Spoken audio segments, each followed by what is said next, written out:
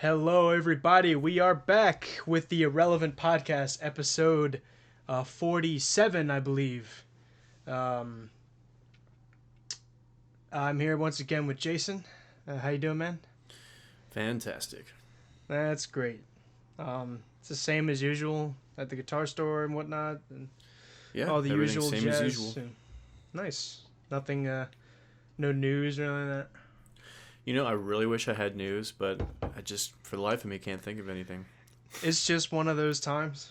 One of those times in my life, it's stagnation period. Yeah, that's like the worst parts. Correct.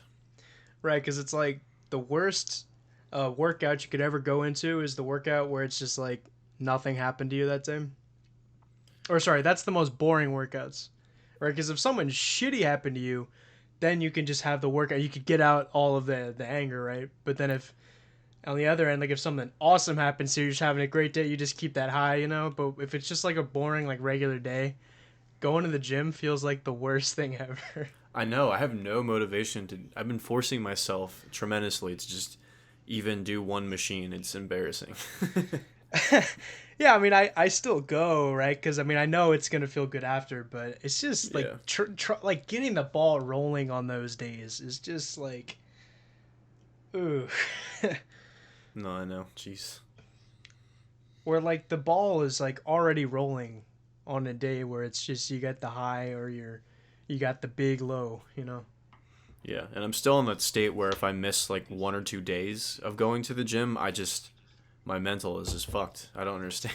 Like it's like I'm losing all my progress. I look Losing the like shit. gains. Losing the gains. Yeah, not even enough Yeah, protein. Like I am so glad that I'm at the point in working out where like I can miss some days and it doesn't really matter. And it actually yeah, could be like potentially beneficial because there's been a lot of times where like I was going like a little too hard and like I didn't realize, but having like, let's take two workouts off, then I come back in and I do better than the last time I did, you know.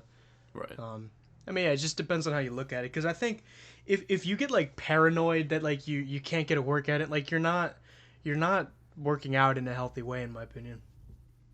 Because like you should Yeah, have like yeah, other. I mean, unless you're like a professional, like you should have other things that you're doing. Like like because if I can't get a workout, I look at it. Oh well, I can go play some guitar, or I can go edit more of a video, or I can read more. Because there's a lot of times where when I do end up going to the gym, I end up not really, well, not always, but there's more often than not, I'm like, oh yeah, I don't have time to read tonight.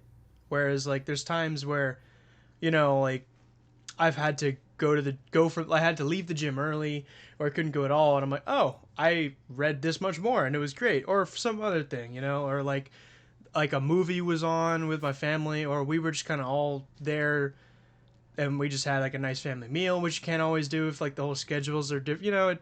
It's just like you just got to look at it in a positive way. Well, I don't manage my time wisely like that. It's usually because I'm just unmotivated. But better than most people, so I can't really complain. Yeah, as long it's like the standard now. It's just like as long as you're not a doomer, it's fine. Yeah, As yeah, long as you can like come up with the statement like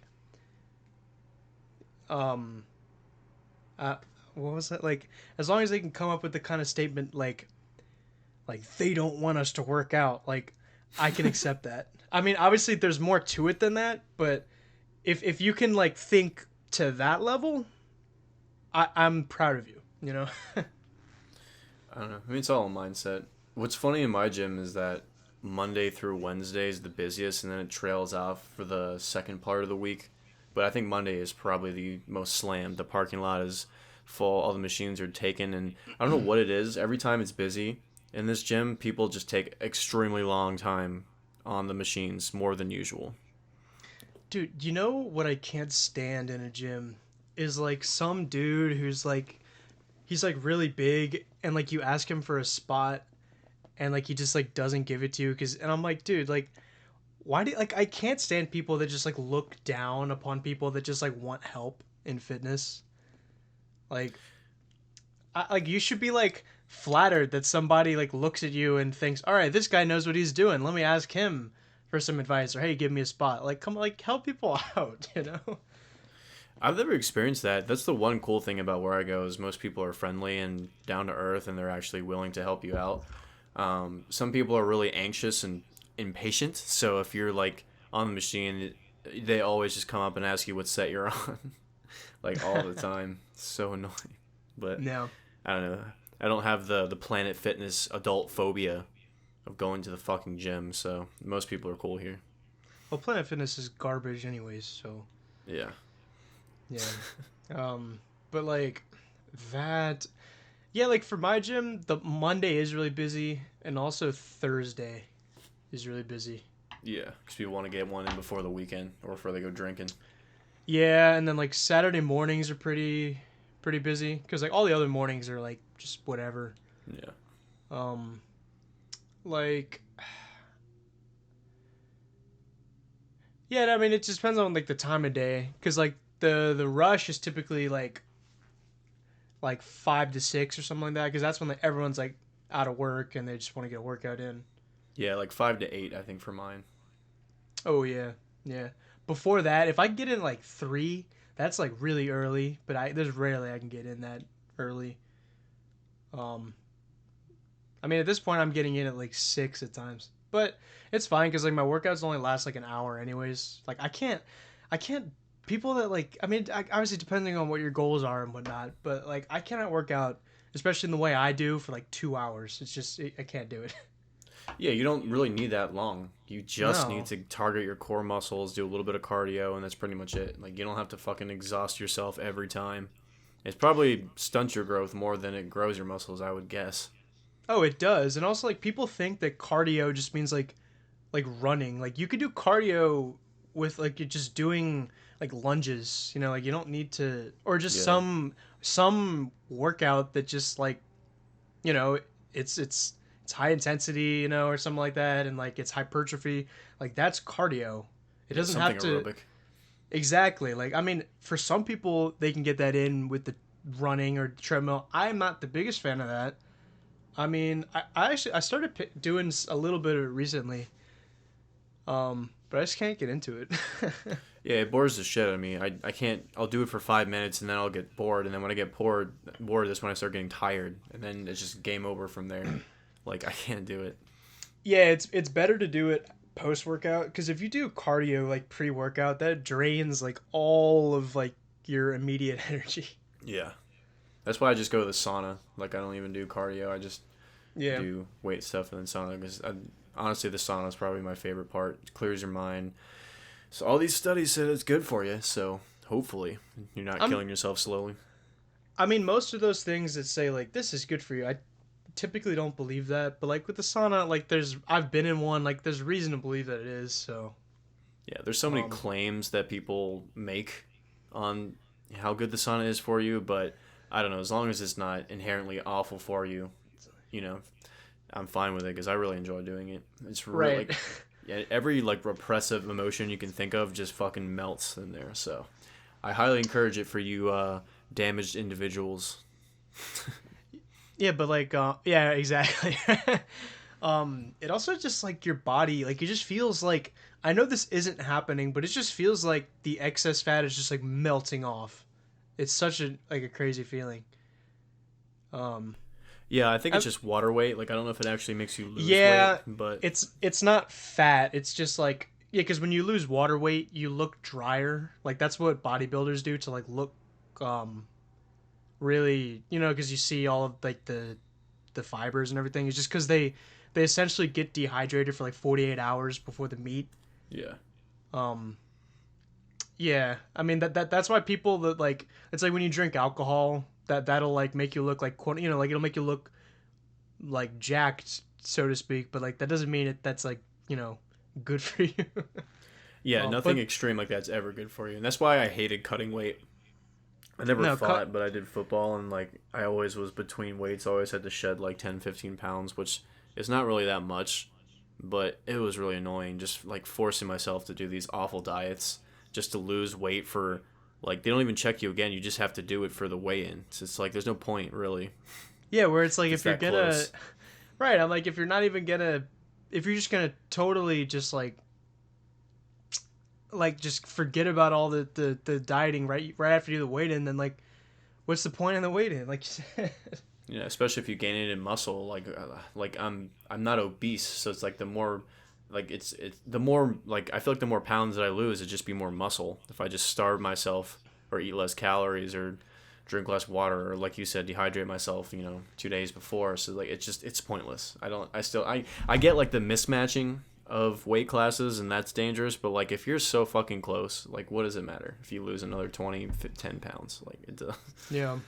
I know, like, if you do gain too much muscle, well, obviously, depending on the sport you're doing and, like, what you're doing, like, it's not, you cannot be, like, you can't do high intensity interval training, or, like, you can't be, like a sprinter if you have too much muscle. Because, Yeah. like, like, muscles require oxygen, and the more muscles you have, the oxygen, like, that just goes to the muscles and it doesn't like you can't like run faster because like you have bigger muscles. It doesn't work like that. Yeah. No, I agree. But a lot of people like they just don't understand that like it just depends on your goals because they ask like how do you it's like how do you like get in shape or how do you get jacked or something or how do you like do it's like you gotta have a goal. Like if you don't know what it is that you actually want, like you gotta have like I want to bench 315 or I want to run this like a mile in like this amount of time or whatever. Like that's what the goal needs to be. The goal shouldn't be like I want to be jacked or I want to be like I want to be like lean. Like that doesn't get you anywhere because all like the answers to that are like it just you got to have a goal. Like you said with the guitar. Like when people ask, oh, how long does it take to get good at guitar? It's like, well, what style do you want to learn? How much are you willing to put in? Like, how good are you? Do you really want to be? Like there's a billion different questions that you got to know what you want. You know. Yeah, and also it just depends on your body type. Like there are people that'll probably gain so much muscle, but they'll never look jacked. You know what I mean? Like they'll just be bulky and like Oh yeah. semi-toned. But I don't know. I don't really set goals. I kind of just do it, and then I increase the weights every couple of weeks when I feel like it, incrementally. So I know I'm gaining muscle. I'm getting stronger. I don't really care about setting a goal because I feel like for something like that, unless your life depends on it or like you really need like a focus in your life, like I don't need more rudimentation in my life. So this is something I do just to clear my mind. Like I don't need to get into it. I don't need to look at all the proteins. I don't need to count calories. I don't need to set weights and goals that I need to do for it. I just think for me it would be unnecessary. Yeah, that I don't even really argue for either, but like what you said is like an actual goal because it's just I just want something that like it's healthy for me. It's like a progression, like slow over time. Like what you described is like what I would pretty much advise like anyone who asks these kind of questions to do. It's literally just train the core, like squat, bench, deadlift. That's all you really need, and then add 5 pounds every week, and you're fine. You know, Yeah. switch it up with like the next step I would say is it's just do like 4 workouts a week, right? So you have 2 upper body, 2 lower body. So like have 2 bench days. One of them is like a heavy day with low reps. One of them is like a high rep, low weight. You find like a weight that like you can do like 8 and 4 like good reps, not like your that's like your max. Like that's not what you want to do, especially if you want to progress. Because if you just do like the most you can do, like you're not gonna want to do that next week because you're just gonna feel sore. Yeah. Yeah. Um, I don't know. I mean, I haven't really dealt with it too much, especially for biceps. Like biceps, like I do the max I can do every time, and just like slowly, like I just do that like a couple weeks and slowly like raise it 5 pounds every time. So I Yeah. don't know. I feel sore, but I don't feel like I feel like I'm still gaining progress. I don't even know if I'm doing it, but I don't know. Hey, I mean, if you see the numbers go up, you're doing something right. So Yeah. So and there's times where it's like, fuck, sometimes this weight is really hard this day. And then I'll just be like, that's all right. And then next week it'll be a little bit easier. And so it goes back and forth from being hard and easy. But yeah, I can still incrementally, like, since I've done this for 2 years, everything I've done has been way higher. So I guess that counts for something. But I haven't kept track because, I can't be fucked. yeah, but like, it is like you do need to know what you want. I guess I should have specified not like a specific number or something like that. I think I messed up when I was saying that. But it was just like you have to have like the idea of what you want. Like I need to train conditioning, or I need to train cardio, or I want to train strength. I want to train bodybuilding, or I want to train um, powerlifting. You know, like that. You have like a category. It's not just I need to get in shape or I need to work out. Like that's way too broad. Right. Yeah. Yeah, no. I mean, also the people like that are really annoying because every part of their day has to revolve around it. It's just like, how do you live like this? Like, I get having a discipline and sticking to it, and that has its benefits, but I don't know. It just doesn't seem like it's a better way of life to me. Also, like if it's specifically like bodybuilding and powerlifting, those are like just like hobbies to me. Yeah. Especially like, well, okay, bodybuilding is a little different because like you do need to dedicate, like in order to actually be good at it, you need to dedicate like your entire time to it. Right. Um, but like powerlifting especially, like it's like that's a hobby. Like I hate to say that, but like it really is. I'm not saying you can't be passionate about it. I'm not saying you can't maybe make some money out of it. But like at the end of the day, like some people that I see where it's just like they're just lifting like so much like ungodly amounts of weight. I'm just like, is it really worth that? Like, is it really worth getting like so overweight and it's like so unhealthy for you? You're gonna have all these like health problems. You could potentially get injured from like the way you lift because it's some extremely heavy weight, or you drop it and then you just like completely break like your rib cage or something. Like, it's just like, when is it enough? You know? Well, that's the point. It's never enough, but not even that. Just like the stress on your joints, like the fact that most Yeah. people that do that are below 30. I would guess some people are genetic freaks in nature and can do that into their 50s, maybe if they're lucky. But like, dudes, I always hear stories of people like tearing their biceps, snapping their shoulder, or like they put too much weight and then they dropped it wrong and fucked whatever part of their body up. So I don't know. At Yeah, some point, that's it's like it's not worth because then you have to go be stagnant for months. yeah, or you could never work out ever again. Yeah, You your know? range of motion is now limited depending on what you do, so or what you did. Yeah, and then like yeah, like that's why for me, like I don't chase like super big numbers anymore because like I never thought I would get to this point, but like I'm actually like really satisfied with like the numbers I have, and like I'm really satisfied with my physique, you know, because and that's Yeah. hard to do. That's very hard to do, and it's not like an excuse for me to like not like try hard or like just be lazy. Like that's not what it is, because like you still need to maintain it, and maintaining it itself is pretty hard. You know, because like maintaining like a 300 plus pound bench, like that's not you know you still have to work at that. Yeah. But yeah, like I'm very happy with the numbers I have, very happy with the physique I have. I don't want to look any more muscly. I don't want to look any more like leaner. Like it just I'm fine with what I have, and I'm thankful. Um, Good. I'm glad you're content, William. That's I am, nice. yeah, and that, yeah, and like especially working out, like you were saying, like all those like powerlifting guys or whatever they're doing, like they're like below 30. Like I don't want to work out until like I'm 30. I want to work out until I'm like 70. Like so, like the way I work out, it's something like I could do for 50 more years, and it's just slow, you know, progression over time.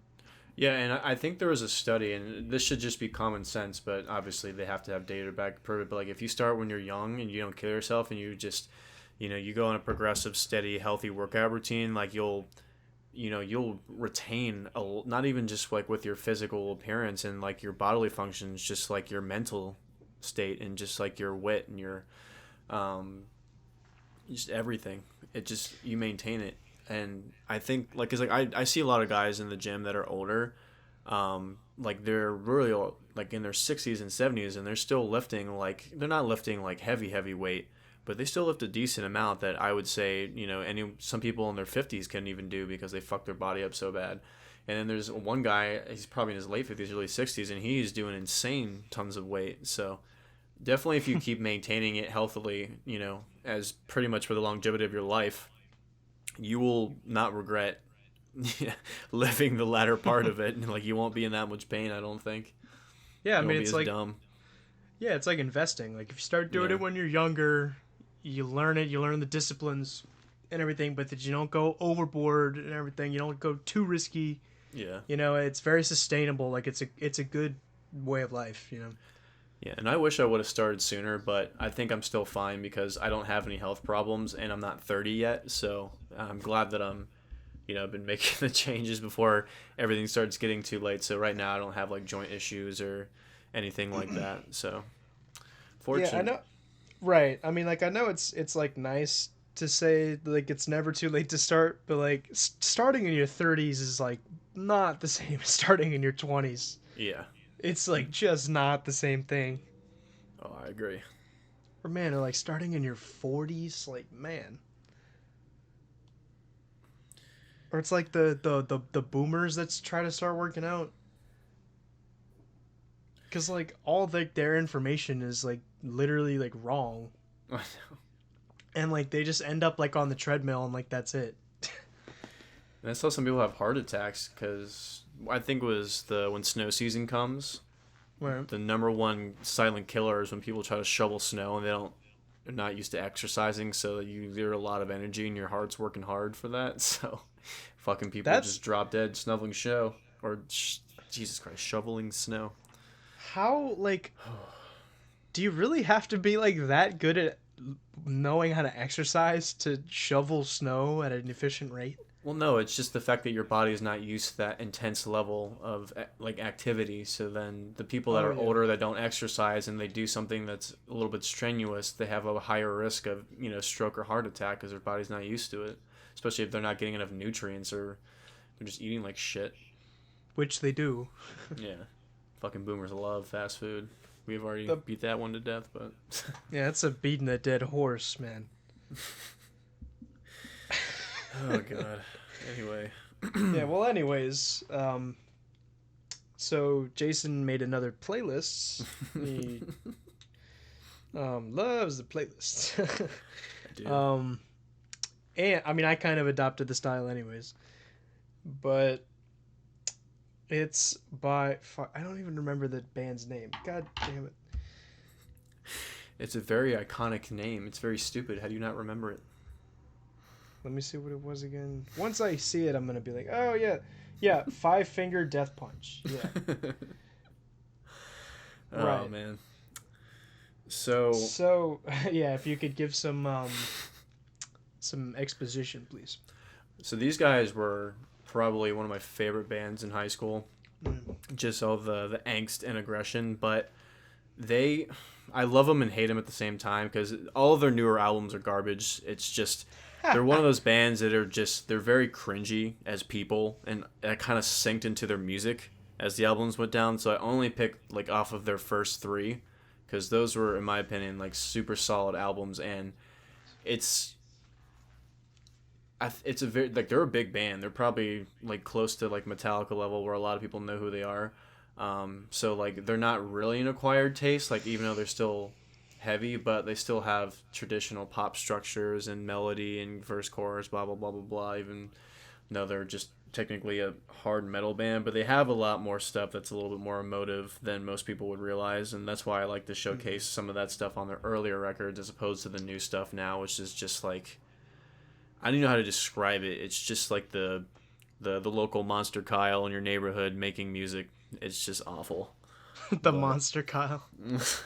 but their old stuff, in my opinion, was really fucking good. And I don't know. It's just like good pumped up music. Like it's one of those things where like you would listen to it beating the shit out of somebody in the gym, running from the cops. It's just one of those just high octane fun bands. Yeah. Anyway, Yeah. I mean, I agree with a lot of that. A lot of these songs I really loved. Especially the opening song. I was like, man, Jason, you fucking nailed that. I was like, you knew what I was looking for. Like that that riff was so pretty and like it reminded me of Tool. yeah, the bleeding for those listening. That's the first song that I think that I heard from them back in the day, and I think for a while that was one of their most popular songs. Yeah, what was the name of that one? Coming The Down. Yeah, that I think was the best song on the entire playlist. Yeah, and Oh wait, I'll I forgot this link is it. out of order for you because the playlist got fucked up. That's when you're talking was Ah, coming down. fuck. Yeah, that was Coming Down was the first one for Okay. me. So I'll make the correct order and I'll put the link in the description. But Just say what the song is because I'm yeah, I can't say the first one and the second one. So Coming Down was excellent. I think that was the best song. And then the next song, which was what was that like the I Hate You or whatever? oh or 100 ways to hate. Yeah, that was cringe. Like Yeah. it was at like an 8 out of 10. I was like this is rock solid from like Coming Down, and then the 100 Ways to Hate brought it down to like a 2.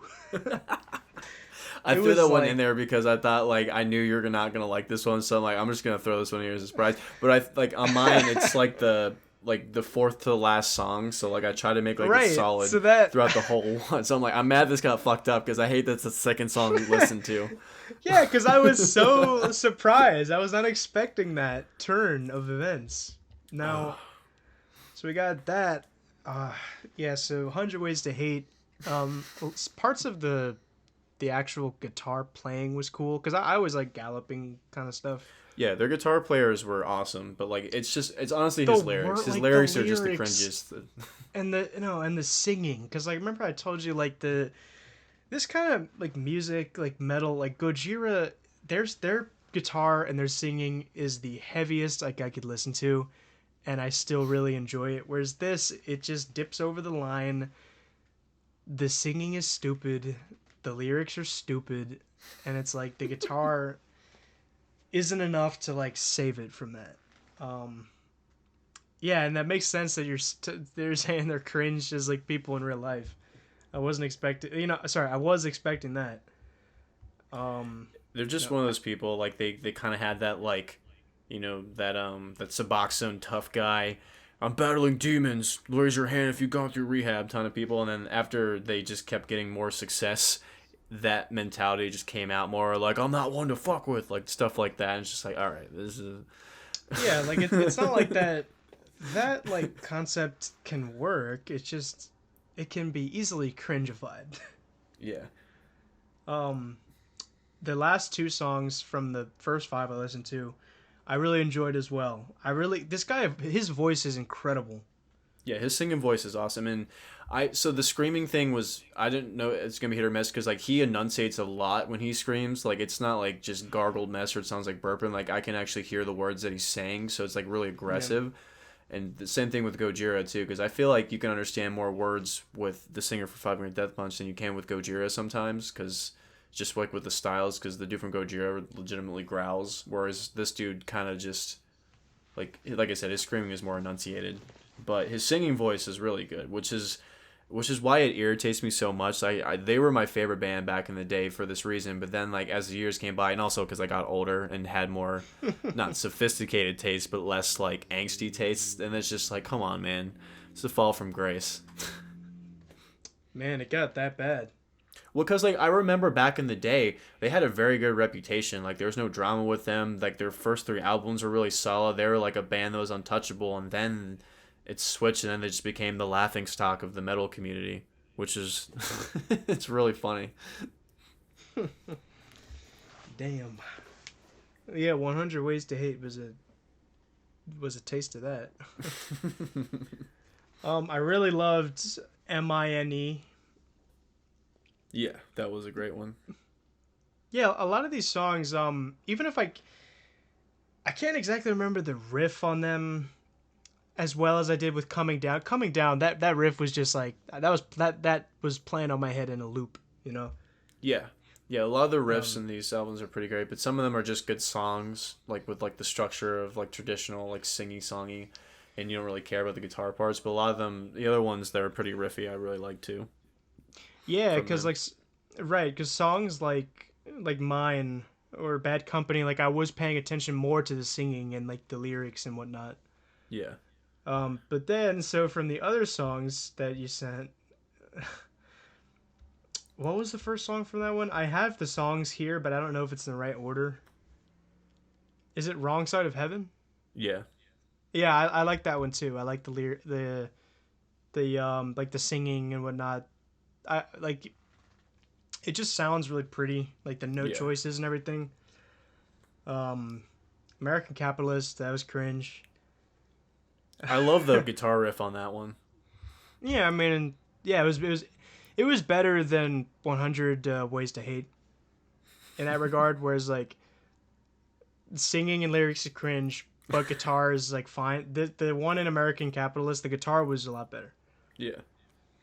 That one, My Own Hell. I actually like that one. That was like, you know, same thing. Like it's singing and whatnot. And then the Way of the Fist, out of all of like the tough guy stuff, I think that one was the best. Yeah, the Way of the Fist is like the perfect gym song, and like it's to the point now where like Yeah, because it used to piss me off how cringe it was, because like even back in the day I was just like the lyrics aren't my style. I just like the aggressiveness of it. I've never been a fan of it. Even like the lyrics that are quote unquote profound. Like he's in my opinion he's just not a great lyricist. I just like his voice and I just like the guitar. So like I've always just kind of tuned out the lyrics. It's the same thing with like shitty rap. It's like you can just listen to it for a good sound, and I don't really care what they're saying. So that's kind of what I view them like. yeah, like I'm listening to it for like the beat, right, or the Yeah. atmosphere. So Yeah, they're one of and those bands. Yeah, I tune out his lyrics. Like I could give a shit. me too. Yeah, because I'm some of them like if I listened too closely, I realized they were kind of cringe. Yeah. But even so, even if he was singing like about stupid things or whatever, like I just still felt that emotion on coming down, which I really enjoyed. Yeah. And like Wrong Side of Heaven. And they're catchy too. Like I remember like like not on the wrong side of um, not on the wrong side of heaven, but on the right side of hell and all that. I mean, it was like, yeah, and like that's good. Like they use good like literary devices and whatnot. Yeah, that one. Yeah, that one, he's good at conveying emotion, whether it's like very forced or cringe emotion. Like he's definitely you can tell it's there. Yeah, I would love to hear them do like Tool covers or something like that. They probably could. He had another band back in the day called Moto Grader, Mm-hmm. and it was a totally different vibe. Like he had like his really good vocal style and all of that, but like the lyrics, like they were more reflective than just like performative, if that makes sense. Like they were more introspective as opposed to just lashing out, and also like getting mad over stupid topics, because they also Right. get more political too. Like they've always been like a highly, support the military type of band, and you probably can tell that from a couple of the songs on here. So they get a lot of shit for that too. They also like he like does political rants on stage, and it's just like really cringy. I remember I saw them a couple years ago at a Blue Ridge Rock Fest, and shout out to Blue Ridge Rock Fest. They're going through a disaster of their own. They're a fucking awful festival, and one of these days I'll probably tell that story on here when I went. But the shows are good, but the management and the organization was ungodly awful, more than anything I've ever been to. I hate festivals in general, but that was just the worst. Anyway, I saw them live after not listening to them for years, and it was one of those things where it's like, fuck it, we're already late. We thought we were going to be camping overnight, so we didn't have to go back home. So we stayed extra late just to see them, because I haven't seen them ever. And like he he just kept going off of like rants. Like he had the whole crowd chant "fuck Joe Biden" at one point, which was, I guess, memeable. But it's just really cringy. But he's not like half bad live. Sometimes his singing can get a little bit off, but he jumps around like and has a lot of energy, and also like I said, just the type of screaming that he does. So I don't really tax him for having off vocals sometimes, because he's really trying hard to do them. He's not like being lazy about it. So I kind of give him a pass, but sometimes the vocal is a little bit rough live. But like they're like military MAGA type people. I don't think they're. I don't Well, really yeah, I mean, know. yeah, right. You don't have to be like MAGA to say like F Joe Biden. Well, they were like this always. Um, Like this is before Trump was even a thing.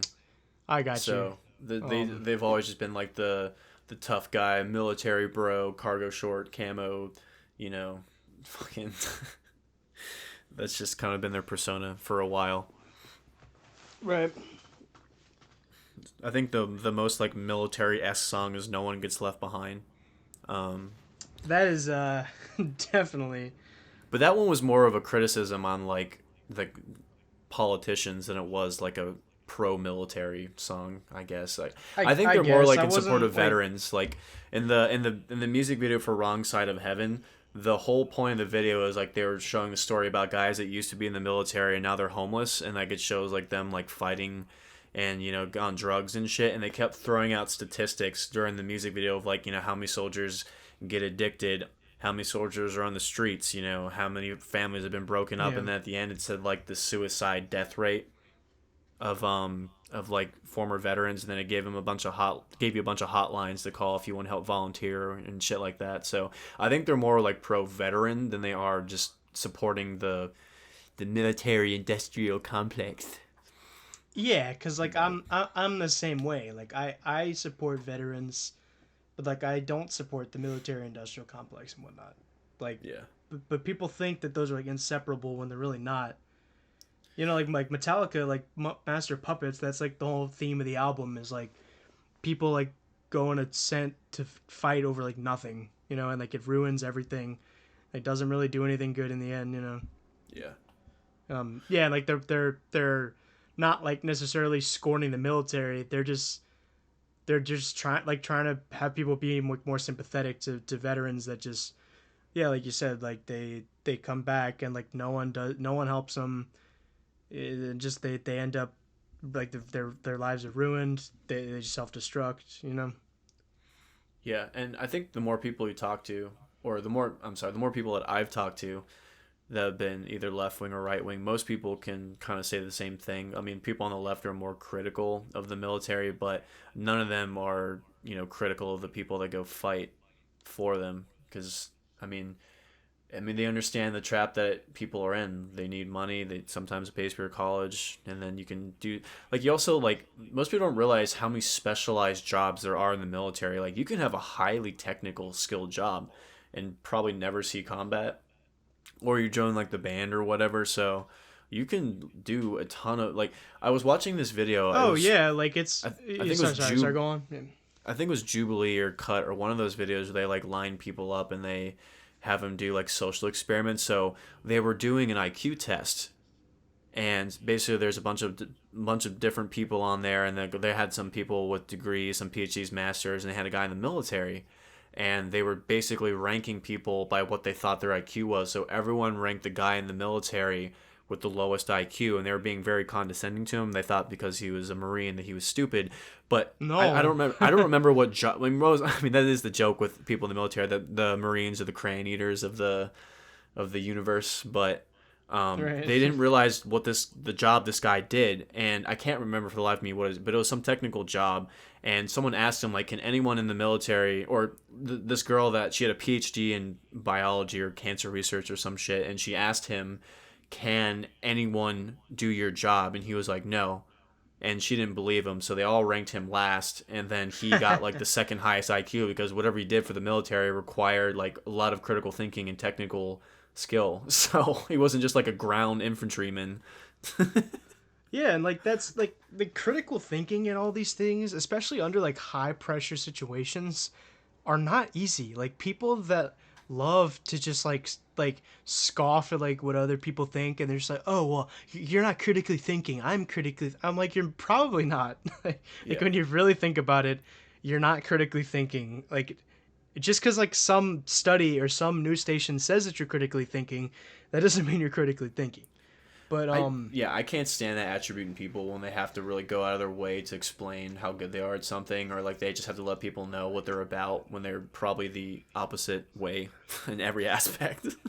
right, like it's the classic like a smart person doesn't need to go on about how smart he is, and like a rich person doesn't need to just show you how much money he is. Like you Yeah. could just tell. It's like it's evident that that's the case. Like I was like arguing with one of my friends about certain like political issues, and he said the difference between you and me is that I critically think, and I'm like, No, that's retarded. Like, shut the fuck up. Like, no, that's not an argument to like why I'm wrong.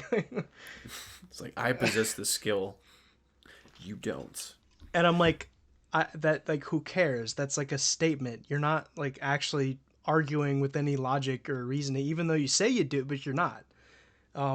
But yeah, anyways, with like the military, like there's so much shit like you could do because like there's all of like the research that needs to be done in order to Oh like yeah, develop the technology and everything, and then you gotta test all that shit. Like, remember we talked about in the last episode where it's like, yeah, like if there's a war, of course those people are gonna be like profiting the most because you yeah, need to test all these weapons, and like that's testing like nuclear weapons is that's not easy.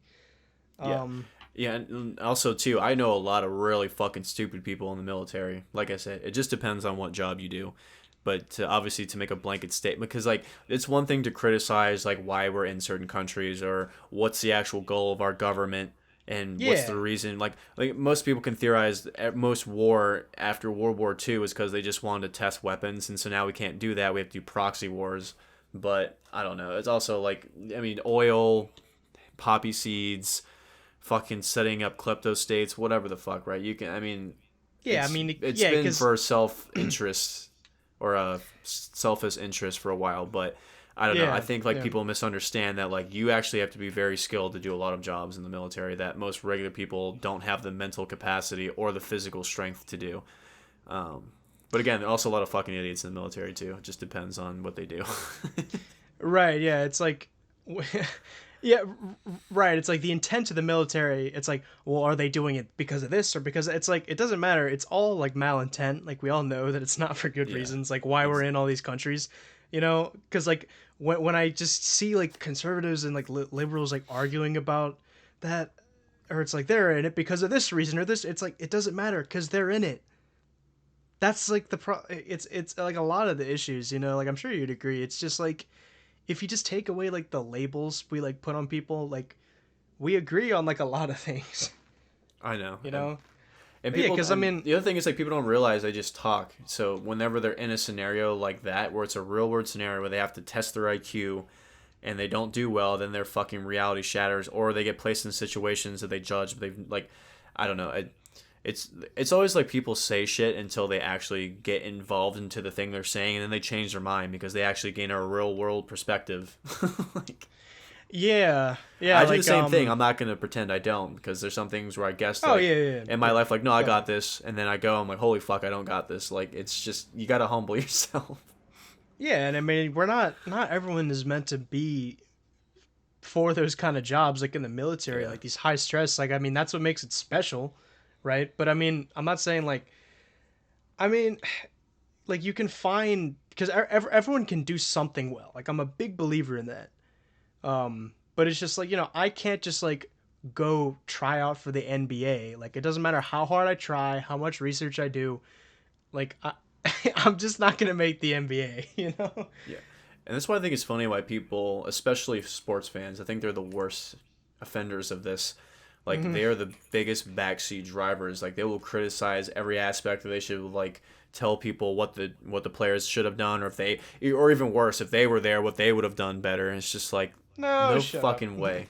You guys are all out of shape. You're all fucking old. Like there's no way you would do. Even when they play if they did play football when they were younger, guaranteed they sucked. Like no doubt in my mind they were awful because like it just takes like a level of immaturity and insecurity to just get that mad over a fucking game. Like it just I hate sports fans. I really fucking do. They're I Yeah. honestly they're probably the dumbest people that I know in my life. Like they're the people that hang out like every fucking day of the week at your local shitty dive bar. The worst.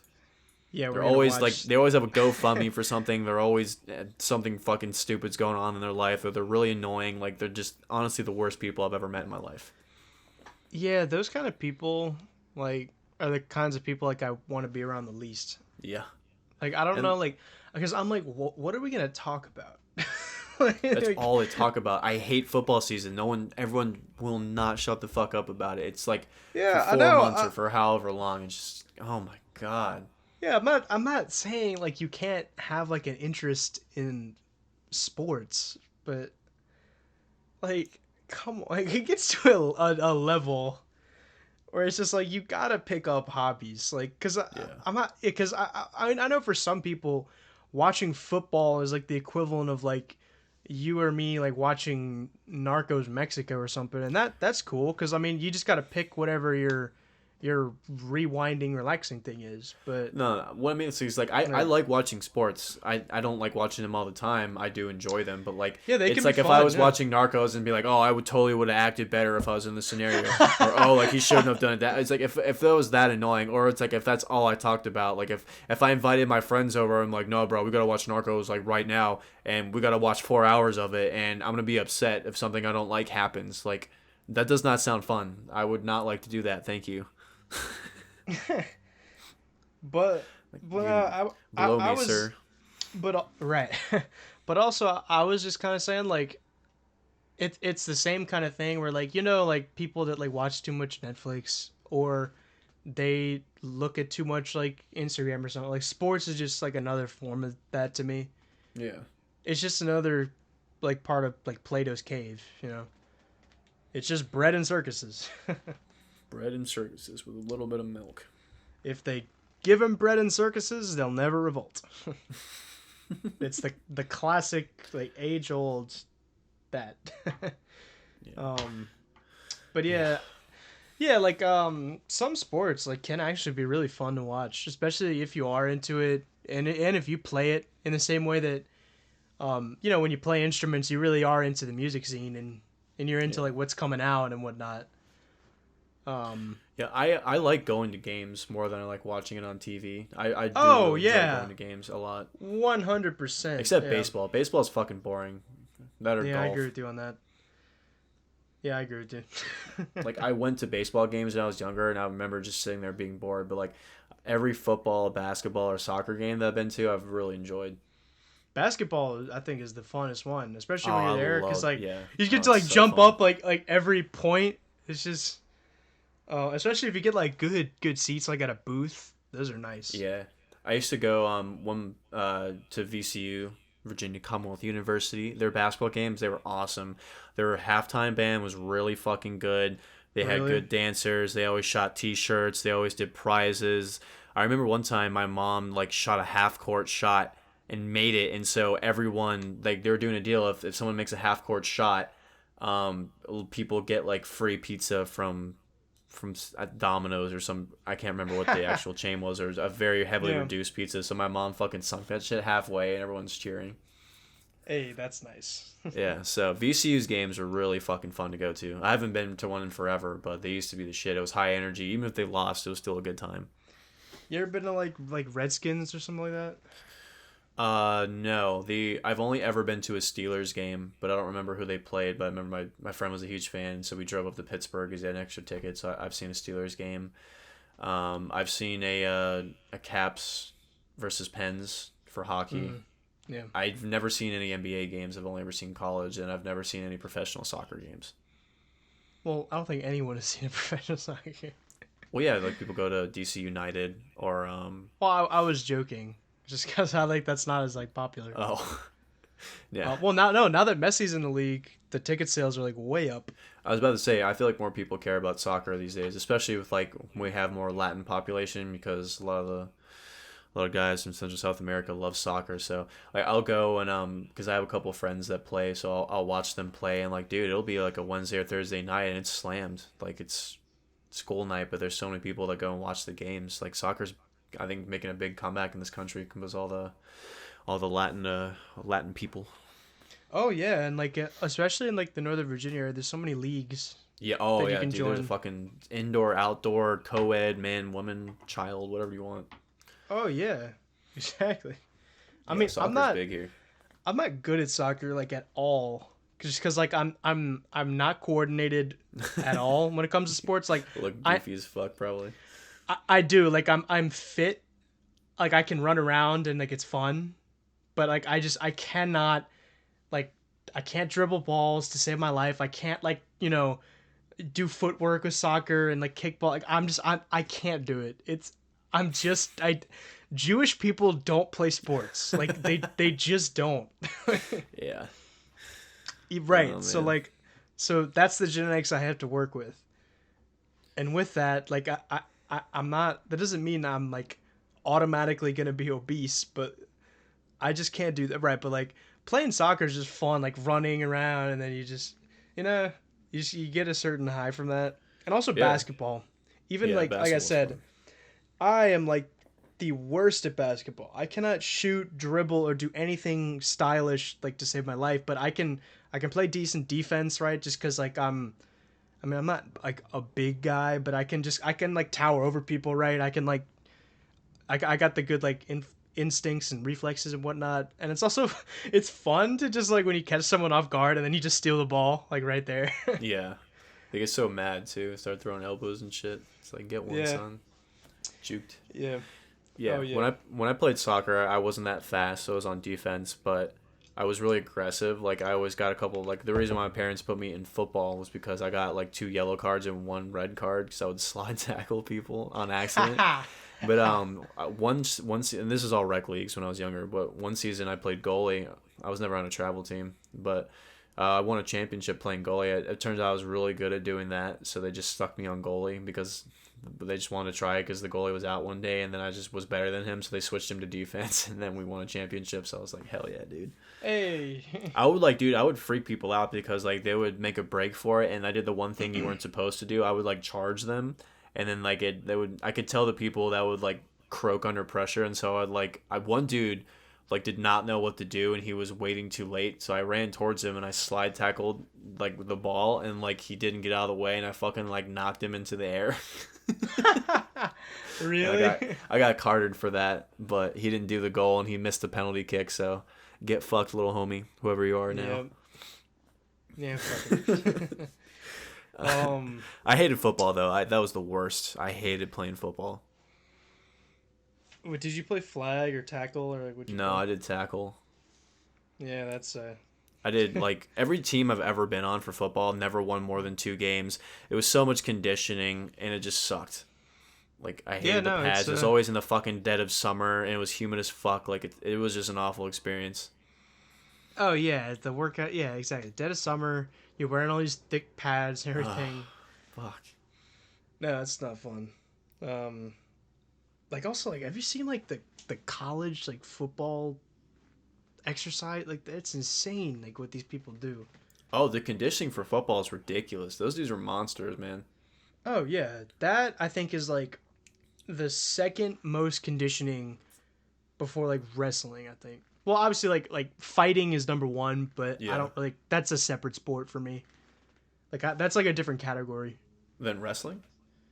No, then because when I think of sports, like I just think of like sports that you play at like a school, whereas they're not gonna have like a fighting team at a school, but they'll have a wrestling team. Right. So yeah, I think wrestling and swimming are like the most conditioning. Um, and then football is like the mix of like the super intense conditioning and the weight training. Yeah. I remember because I've always done rec league, so the conditioning was not what I was used to when I was a kid. But I did 1 year of freshman high school football. Oh my god, I was not ready for that, dude.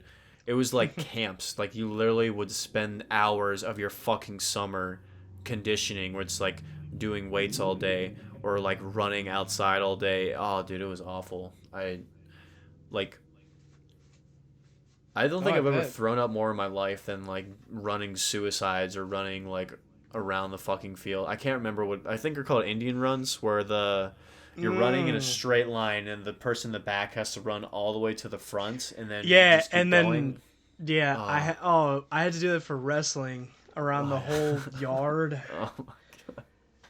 That and like the interval circuits. Like, did you do any of those where it's like there's like blow the whistle, you do an exercise for like 1 minute, and then he like blows the whistle. You have like 10 seconds to get to the next one. Another minute, you immediately Yeah. start doing the next exercise. Yeah, those are awful. Yeah, I remember those specifically, and also the Indian runs because I was slow. The only reason why I stayed on the team is I could hit really fucking hard. Like I was probably 5'5" in high school. I'm 6 foot now, which is blows my mind. I shot up junior year, but I was like half the height of everyone on my fucking team, and I was also really slow too.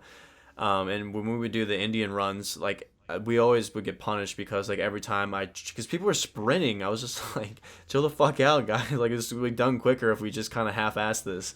And so like I would never like catch up to the front because there was like 30 people. And they're all running fast, and they're like halfway around the field, and I couldn't get to them. And so they would make us start over every time. And eventually, people got so fed up, they would just like drag me from like under my shoulder pad on the bottom, so like my neck's like croaked up, and they would just like fucking keep pushing me to the front. I'm gonna imagine like lanky Jason, like. No, I wasn't lanky back then, dude. I was like short and little pudgy. I looked like the fucking kid from the beginning scene of Borat that's driving the car. Oh really? Yeah, dude. I was not lanky back then. Man, I can't imagine that.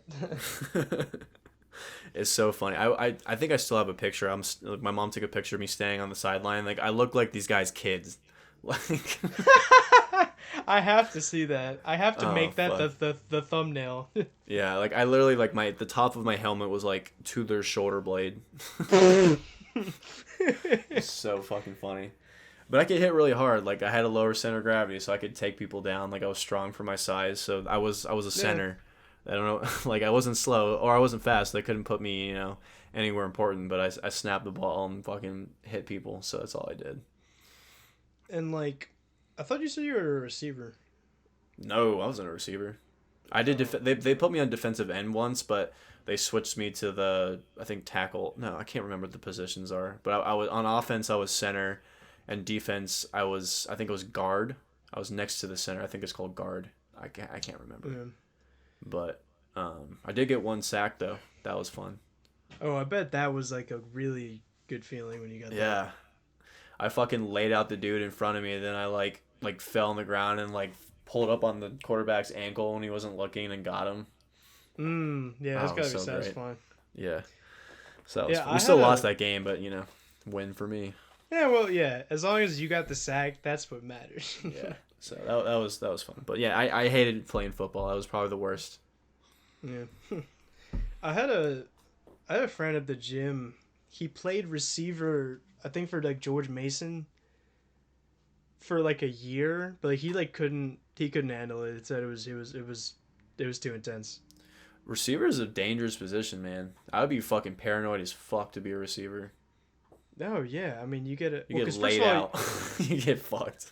Exactly. Well, thankfully, like, because if you look at tackles like 50 years ago in football, they were like much more brutal because there was not as much like rules for like protection and all that stuff against like certain blows. Because like a big debate, people always say, oh well, who's the greatest quarterback?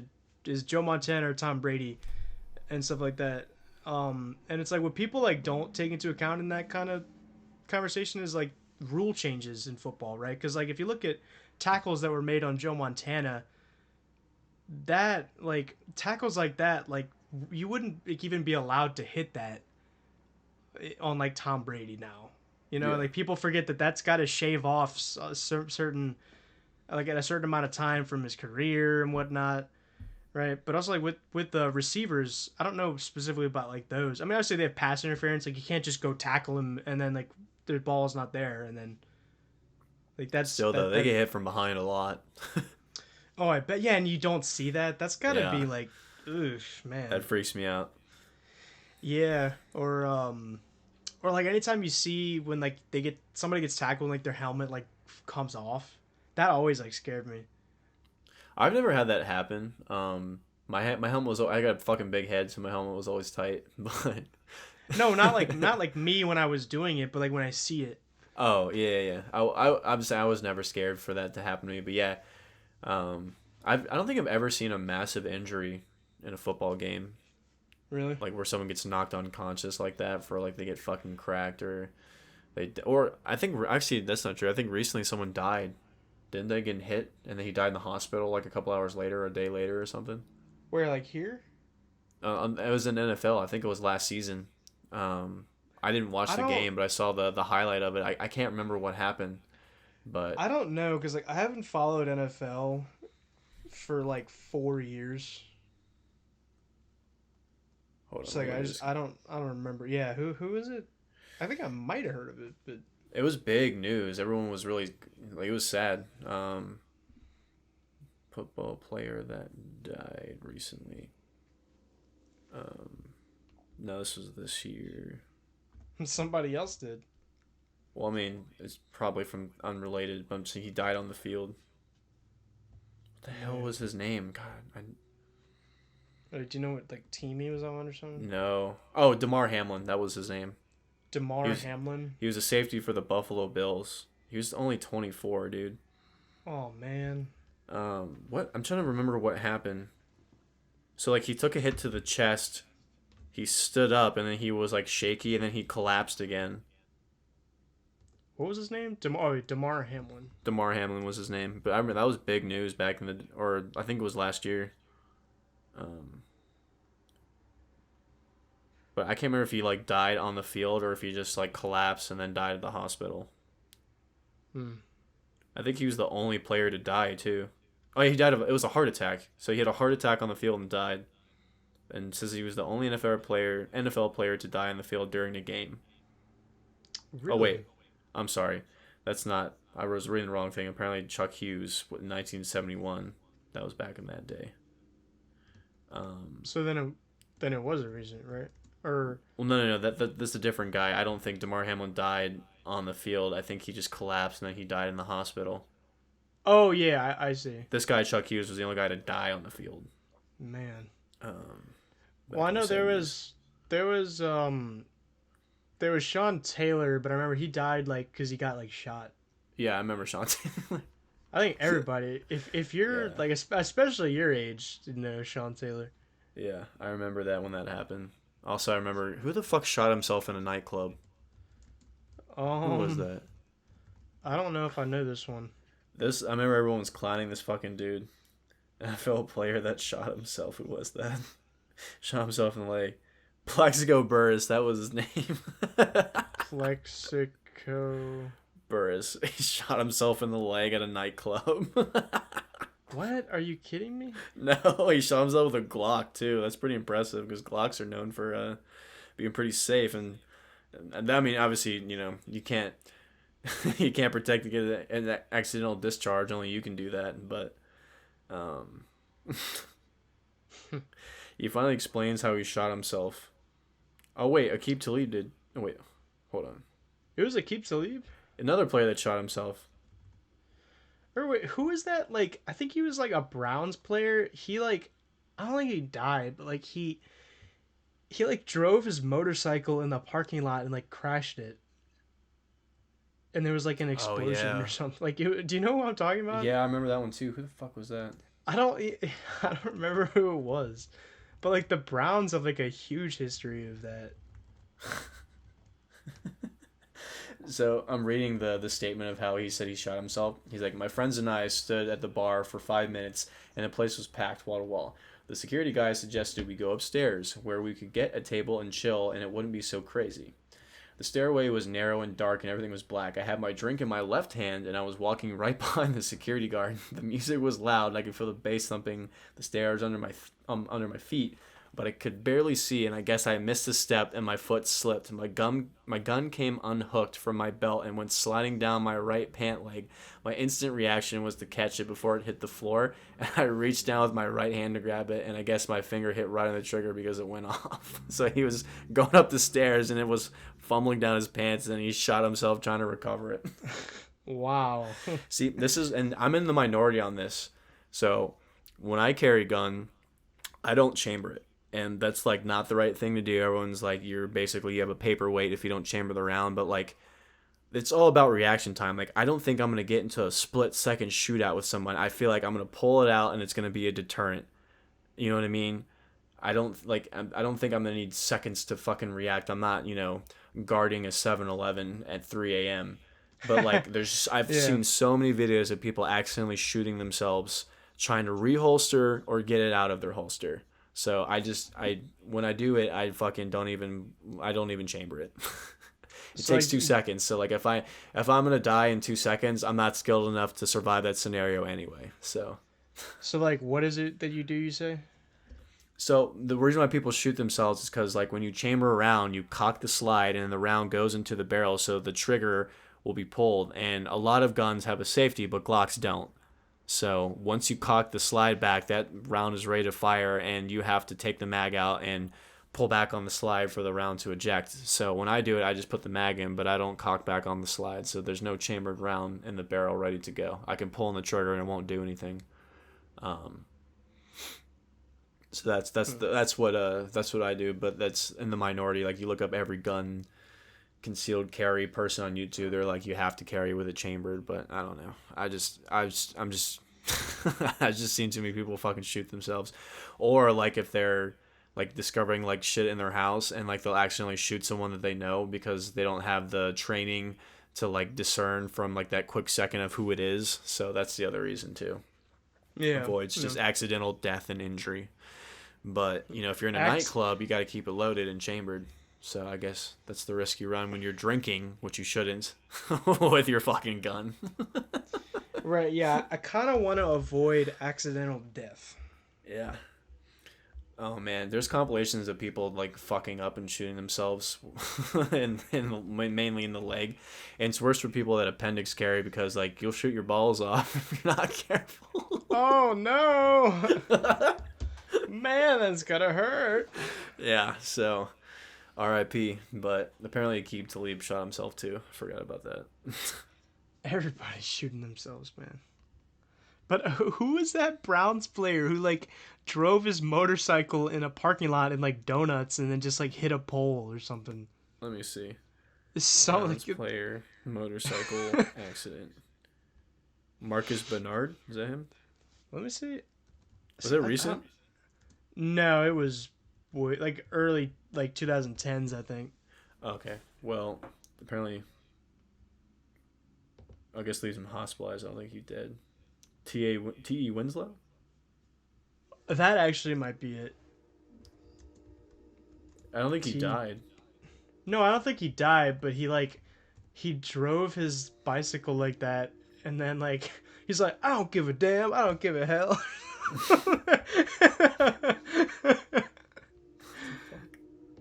Man. It says his injuries weren't life threatening. He went over the handlebars. Wow.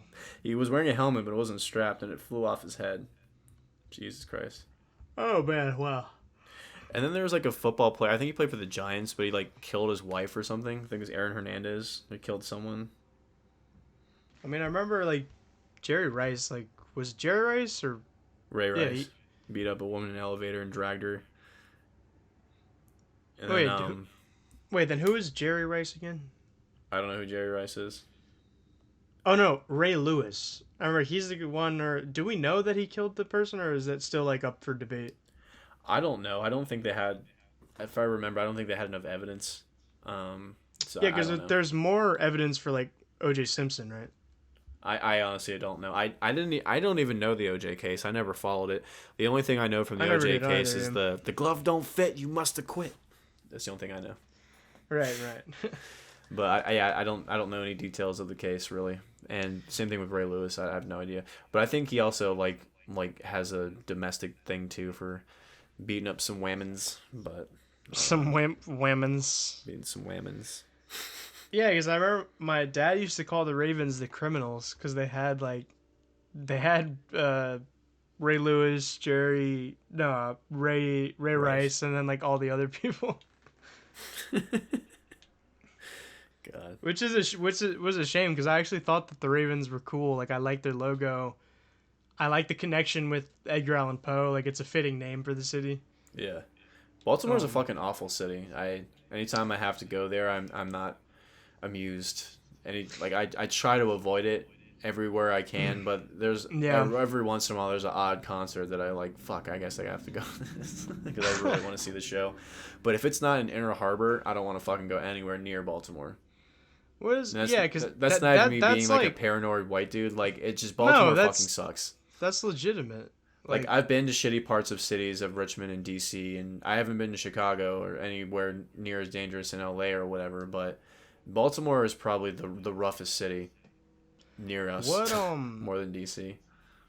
where wait, um national like the harbor part of Baltimore is supposed to be like the nice part, right? Or Yeah, it's Inner like Harbor is the nicest part of Baltimore, so that's like the only part I'll go to. I mean, obviously there's okay. other nice parts too, but like the majority of Baltimore fucking sucks. The parking is awful, even worse than DC. I don't know how they managed to be worse at parking in there than in DC, but they did it. Um, Right. Everything's fucking expensive, which is to be expected, but it's just I hate Baltimore so fucking much. Yeah, Maryland has like it's just worse Virginia. Yeah. like it's more expensive to live there. All the general expense stuff is more expensive. It's less safe. Like Virginia is all around like a better state.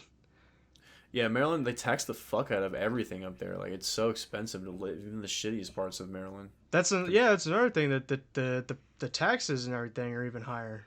Crazy. Yeah, but Yeah, Richmond, Inner Harbor I is don't. nice. Okay, yeah, because Richmond's a special case. Like I've I think never it's because like been. I the don't. I people in don't Rich know what it's like. the people in Richmond are a lot cooler. Like there's a lot of homeless people in Richmond, but a lot of them are actually really nice and like they'll try to like help you out or they'll want to sell something. Like they actually like I mean obviously there's areas where that's not the case, but like a lot of the homeless people are a lot nicer and cool and like actually like make you want to help them. Like they're people that lost their especially after COVID, like losing their jobs during COVID and wanting to get back on their feet. Not like the ones that are fucking strung out on drugs and are barking at you, um, but Richmond is just a cooler city because there's a lot more stuff to do. It's relatively safer too. Like I don't think the crime rate in Richmond is like for murders and assaults is like as high as it is in DC and Baltimore. Even though I know it's a smaller city, but just there's a lot more areas in Richmond you can go to. Yeah, I know. Especially There's because a VCU's taken over the entire fucking city. So like the most downtown parts of Richmond are by the or owned by the school, like all the buildings and shit. yeah. That's kind of like Baton Rouge. Like Yeah. like I can guarantee you that like probably like 60%, if not more, of like the whole city's economy is just like LSU. Yeah. Yeah. It's a big um. college town. Oh yeah, no, but I mean it's like my grandparents live right around there. It's so nice. It's so nice, like by the lake and everything. You're probably gonna go there when we go down for Mardi Gras. Oh, that's right. Yeah, it's gonna be fun. Yeah, but like yeah, I don't think I've ever been to Richmond before. Richmond's a really good music and art city, and also the food. The fucking food in Richmond is phenomenal. There's so many great restaurants, a lot of great outdoorsy stuff. It's a really good artistic city. There's a lot of like pretentious art douches, like the penis hat beating, the circle glasses. Like there's a lot of like really annoying people that are from Richmond, but most of the people are generally pretty cool, and there's a lot of stuff to do, and it's not as dangerous. I don't Yeah, mind that's being in dangerous areas, like that's just to be expected. Like times are tough and things are getting shittier, so like you just have to expect to go to areas that are not so nice and you know not be a dick about it. But it's too far. Like in cities like in Baltimore and DC, like it's just fucking awful. yeah, like I don't mind necessarily being in like a rundown place, but there's a Yeah, difference between that and then like just and being like genuine dangerous. yeah, like Yeah. genuinely feeling like you're just gonna like, yep, this is the point where I die. Like Yeah, that's I where don't mind that shitty rundown areas. Like stuff's cheaper. Like the people are really fun. The cool. You can like hang out and do stuff, and like it's fun. People are chill. But like I hate like shitty like just like you can't even go in there and just like mind your business if you're gonna get fucked with. Like it's so yeah, annoying. exactly. Like yeah, it's like I hate the shit where it's like the end of like civilization. Yeah, That's what I don't want. it's like the whole block is abandoned. Everyone's just sleeping on the fucking streets. Like it's just a forgotten part of the city. Like no one gives a shit to make it better. It's just like the people are suffering, and it's just Yeah, there's like a oh, I boat guess this or is here some forever shit. now. What the Yeah, fuck? right. Like you'll just see like a boat like on the sidewalk for like no reason or Yeah, something. Like in like Detroit or something like it's so um sad, dude. Like it's just like uh, every did time I go into those cities, it's like there's more people that are just on the street, just strung out. It's just there are more people taking the subway like that too. It's just it's wild, dude. yeah, because the subway, man, like that's just getting more dangerous. Like Yeah. Um, but Richmond, the way I'm seeing it, it's kind of like a Savannah. Yeah, it's like Savannah. Yeah, because Savannah does have that kind of douchey like art ho kind of vibe, but also like there was when I went there was like tons of stuff to do. They had a beautiful church which had a Latin mass, so I was very happy about that. Yeah. I mean, I'll Um, take that over like really boring, like, townhomes and shitty yuppie bars. Like, I'd rather like deal with the pretentious hipsters, but actually have like cool music and cool shows and cool art to look at and all that stuff and a lot of just fun stuff to do. So I'll take that pretentious nonsense over the fucking like corporate nonsense that we have to deal with in Nova. Like, oh my God, I'd rather. yeah, like regular ass Maryland or like Virginia is probably like the most boring part of this country. Yeah, all the At data least, centers and shit. Like it's fucking. You go anywhere north of yeah, Centerville, it all looks the same. It's fucking. It's so confusing. I grew up here and I'm still confused. Like there's so many like different mixing bowls and exit ramps, and they're always doing some weird shit now where you have to like turn all the way left to go right. It's insane. Like I can't. It's yeah, and then honestly it's just like, impressive how much they fucking destroyed this state. oh yeah, no, I mean, and like the whole, I mean, like country, because it's just the constant like just expansion of like suburbia, Yeah. and it's like no one wants to like fucking like no one wants architecture that looks like this. Like they know it's ugly, we know it's ugly, we know that they know that it's ugly, we know that they know that we know that they know that it's like Yeah. it's just the I don't give a constant. fuck. No one wins. Absolutely, no one wins. It's like, Some yeah, let's go people, to a construction yeah. commercial lot and have a $10 beer. Like that sounds great. Yeah, right. It's like in the copy and paste, like just block, Yeah. Come block, sit on block. our patio. You can look at people cutting glass on the fucking loadout dock. Like, no, thank you. Right, or like you said with the beer, it's like, yeah, I'm very happy that this guy has like his own beer place, but like I don't want to sit down and have a beer in like a concrete Yeah. like parking lot patio where the next door is like Home Depot or something. Yes, it's like if you go like anywhere like near like the Sterling Ashburn area, kind of by Dulles, there's nothing but gray, shitty buildings. Like just like the whole entire fucking area is just there's nothing to do but just like drink and shop. And then when you go to like Arlington, Alexandria, the entire place is just one strip mall with 2 lane roads. Like the whole it's like strip mall for 15 miles. It's just nothing but fucking strip malls everywhere. Like that's your city.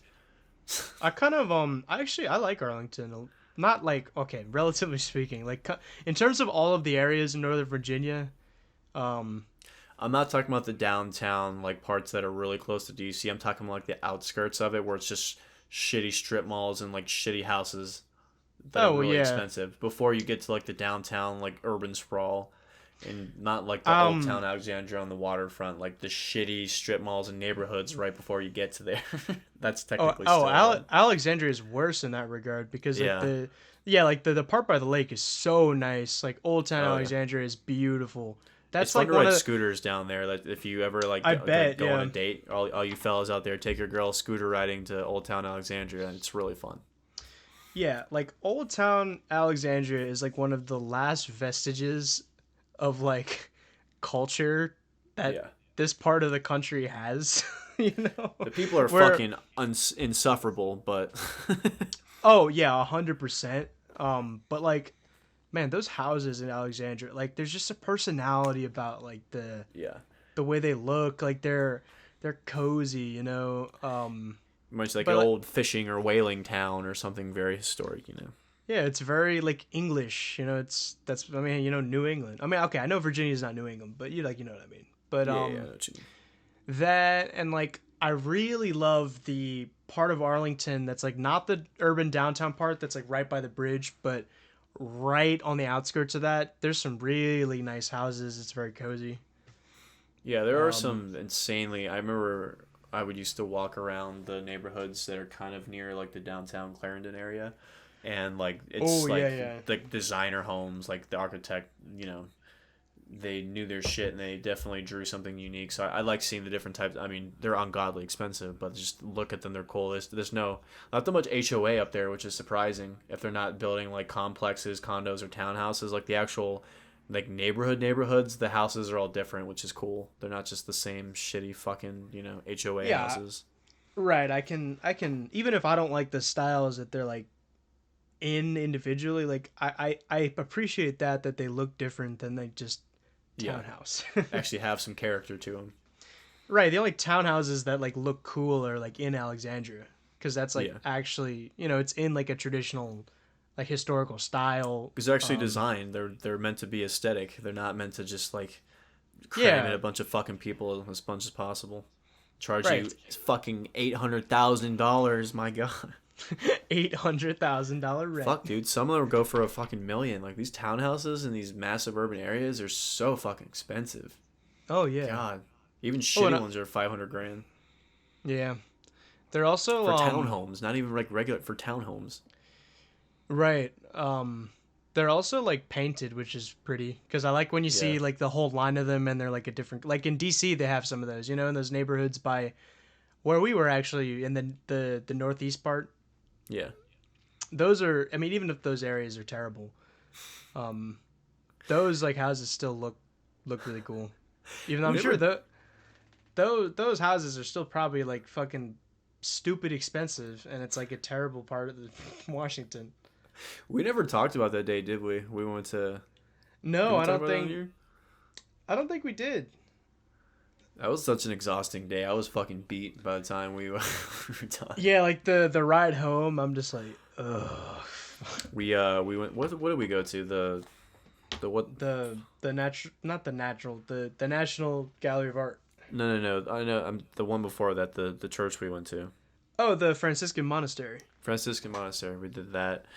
Went to the service, walked around and saw the Lord's Prayer in a bunch of different languages that I've never even heard of. That was cool. And then seeing the grounds remind me of Tuscany. But Right. yeah, we went to the Museum of Art and We saw not the White House, the Capitol building. Capitol. We were like right in front of it, which was really cool. Yeah, it brought me back to every time I see the Capitol now, I just think of January 6th and like rednecks storming the fucking thing, and it just makes me laugh every time I see it. They sell the shitty like movable little like iron gates or steel gates or whatever, those little guardrails. that were... That whole like thing is like an enigma. I don't even like Yeah. know what happened. I don't know. I wish I was there. That's all I could say. I really wanted to see that in person just to see all the fuckery. That I wouldn't especially actually go inside. I'll make that very clear. I would watch from like the lawn or the reflecting pool or whatever. right. Yeah, that probably would have been fun to see. Like especially when you see that big picture of them like in the front, like Yeah, because like most of the um, people that were like, I probably would have saw the dude in the fucking berserker outfit. Like I the just want to shot, see all the the yeah. shaman. Yeah, I want to see all the people, all the Yeah, memes. But yeah, no, it's crazy when the shit like that happens because I go there all the time and just I've always, like I said, friends and family just are dying to go see this shit, and it's just funny to me every time something happens, just being right there in the moment. Like right. this is where all the nonsense is, the seat of all evil. I know, cause see, it's so weird. I mean, at the same time, it's not, but you know what I mean. Yeah. It's just like, wow, there it is. Like that's where it happens. I don't know. It doesn't matter what time of year and how cold or hot it is. Anytime you walk around DC, you're fucking exhausted. I don't know why. Like, I That's can true. walk around in pretty much anywhere for miles and hours, but I walk an hour in DC, I'm fucking done. I don't know what it is. Oh yeah. Oh It's yeah. just such a exhausting city. Oh yeah. I think like those houses that are like in the northwest and like Bethesda and like right on the edges of like the Potomac River there, those are like probably boofy expensive. Yeah, and like a lot of mansions on the shores of the Potomac. Yeah, the shores of Potomac, those houses are nice. Like I was in Potomac uh I was in like Montgomery, not Montgomery. Sorry. Montgomery. Mount Comey. That was a mess up. I was in Montgomery County for like a delivery I had to do. There was so many mansions, like just huge houses. I Yeah. wish I could have like taken pictures. I was just like in awe. Have you ever been to out in Loudoun County, like by Leesburg and Percival and all like the rolling valleys and mansions out there, wine country? Oh, oh yeah, yeah. No, that if that area was not like so like liberal, I would totally want to live there. You would not be able to afford to live there. Well, that's irrelevant. I just mean like even if I could afford it, I don't think I would want to live there. It wouldn't matter. You have like no fucking neighbors. Like you, who gives a shit?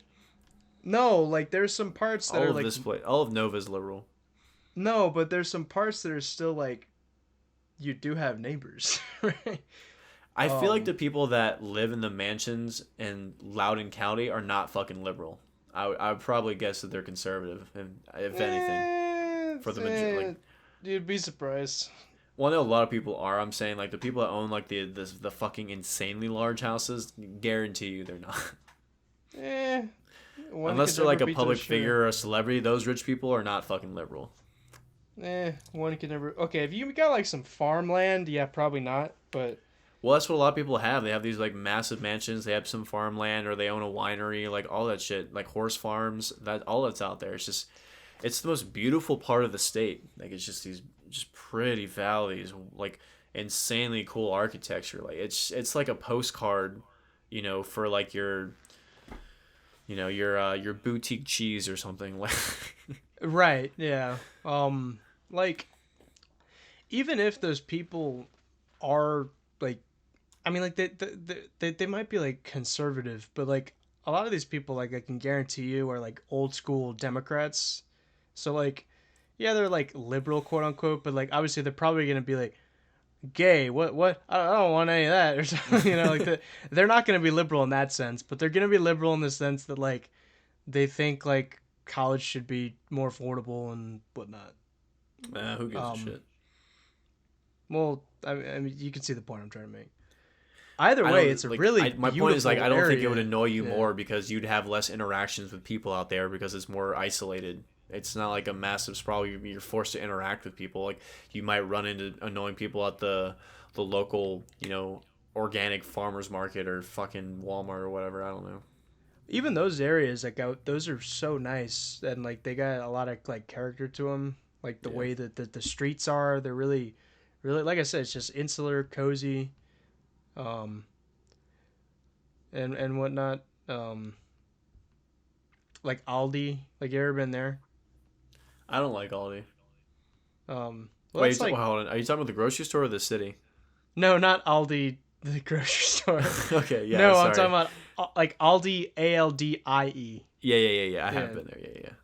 yeah, that or like I mean Leesburg. That's like more. That's further out. But what's the other one? Not Ashburn is more like Sterling. Yeah, it's like it's on the cusp. It's farther out. It's closer to. Oh, I But think it's even still closer to Sterling than it is Leesburg, but it's kind of in the middle.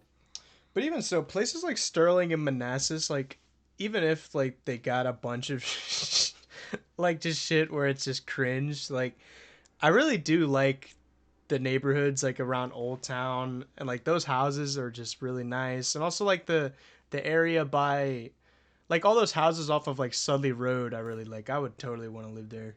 Yeah, That's no, for probably sure. where that's probably where I'm gonna end up living anyways.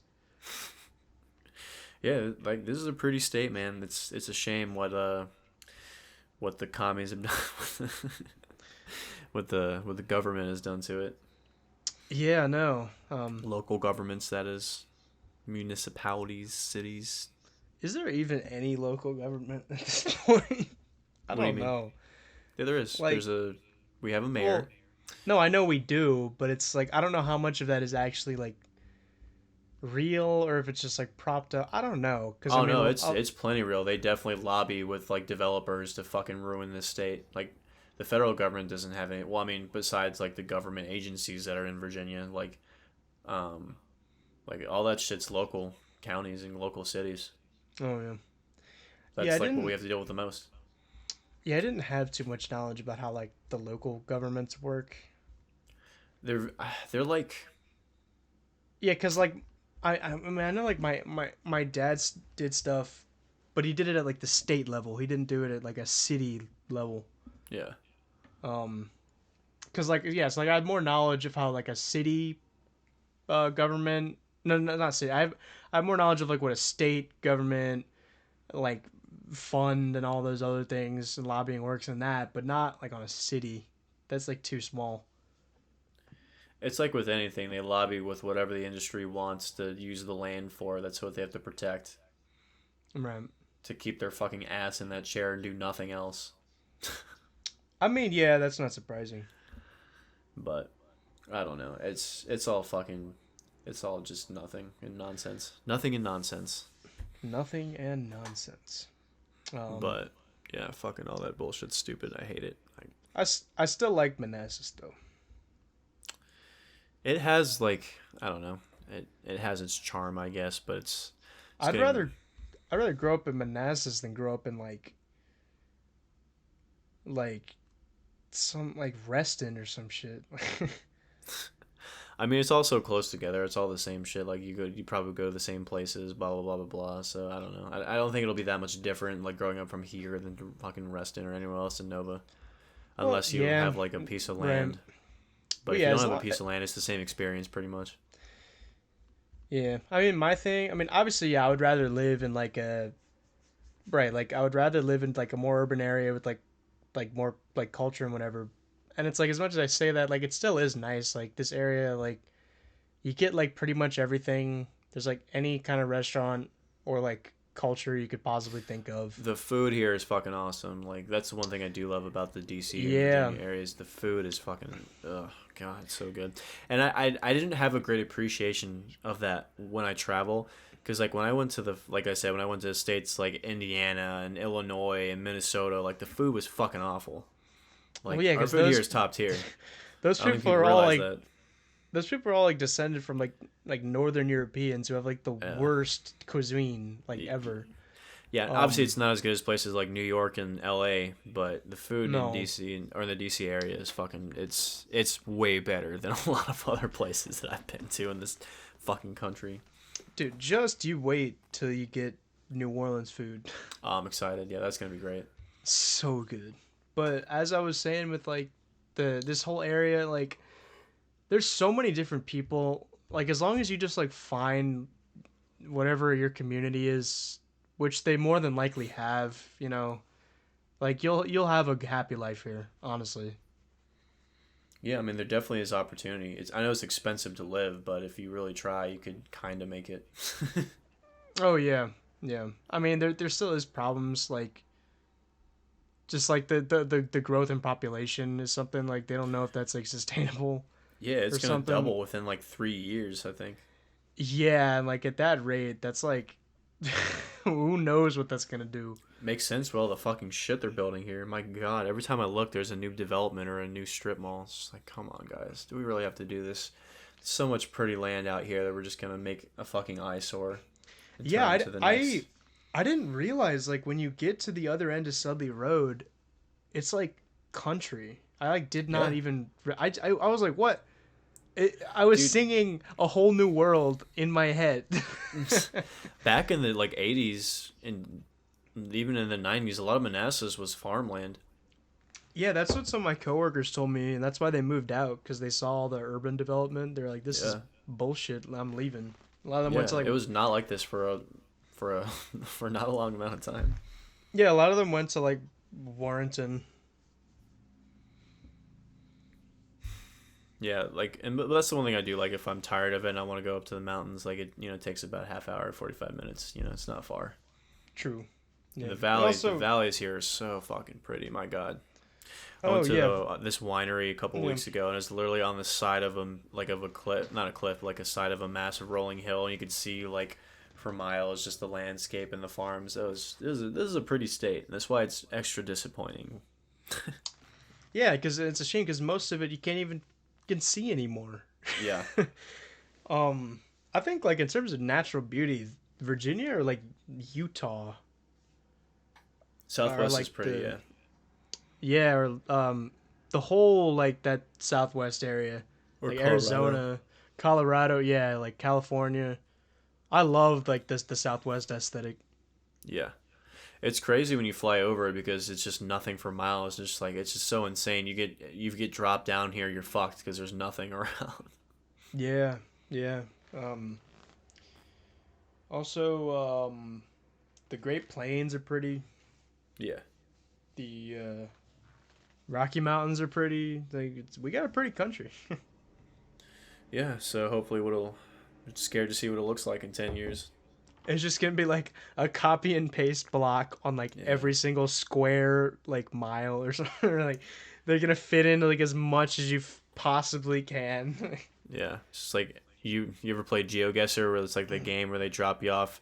It's like Google Maps and you have to click like where you are and like the closer you guess to the distance it actually is, the more points you get. So it's like up, townhome, data center, no grass. I don't know what fucking state I'm in. Yeah, you're not gonna be able to distinguish it anymore. Because if you Yeah. look at like a if you look at what is like a skyscraper shot or what do you say or like a what do you call it like a skyline, is that what you say? Yeah, skyline. Yeah, because if you look at like a skyline of like any city, you can't even tell the difference unless there's like a famous monument. That's it. Whereas like if you look at Yeah. any other, they're starting to look exactly the same. Like I saw this meme where it was like literally looks like the same building, but it was technically a different building, and it was like France, Italy, Japan, Indonesia. It showed like all the different countries, and it was like the same building. Yeah, it's and the thing that's I'm kind of conflicted about it because like I do love skylines. Like I love driving through like cities at night. I feel like it's really relaxing and like seeing all the lights and the cool. Because like there are some really cool looking buildings. I'm not gonna lie. Like they're not all ugly. Like it's amazing the amount of architecture, or not the amount, the types of architecture that people can actually design. So I do think they look cool, especially the new buildings that are being built. Or like I like going to rooftop bars, or like if you go to like an office high rise fine dining restaurant, like that experience is nice too. But like I Yeah, don't like where that. it's not like a wicked idea to its core. Like skyscraper was like a really that was like a revolutionary Yeah, idea when they when and like when they started doing that in New York. That was like a big like national like symbol for the U.S. Where like, yeah, like look at how like epic our cities are and yeah. stuff like that. I guess I And don't that have a major problem with cities. Like I like cool looking skyscrapers. I like the lights. I like seeing like cool looking buildings, but I don't like the sprawl of like industry in really pretty areas. Like I said, all these data centers, all these fucking townhomes, all these shitty strip malls where it just makes everyday life congested. Like in my neighborhood's near a busy fucking road. It takes me like 5 minutes to turn out of my neighborhood because I have to wait for the fucking cars to travel over 4 lanes of traffic. Like, that's what I fucking can't stand. It's just like, I hate like being in the middle of the shit. right, yeah, that's the like Like the living near a busy buildings. intersection. Oh god. Yeah, that's called brutalism. Like that architectural style. I hate it so much. It's so fucking ugly and it's congested and it's shitty.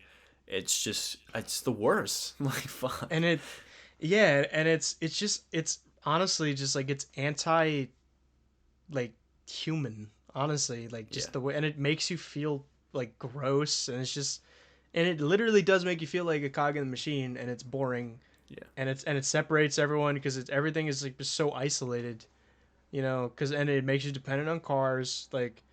And I mean, these points I'm making are not original. Like everyone fucking knows this. Like Yeah.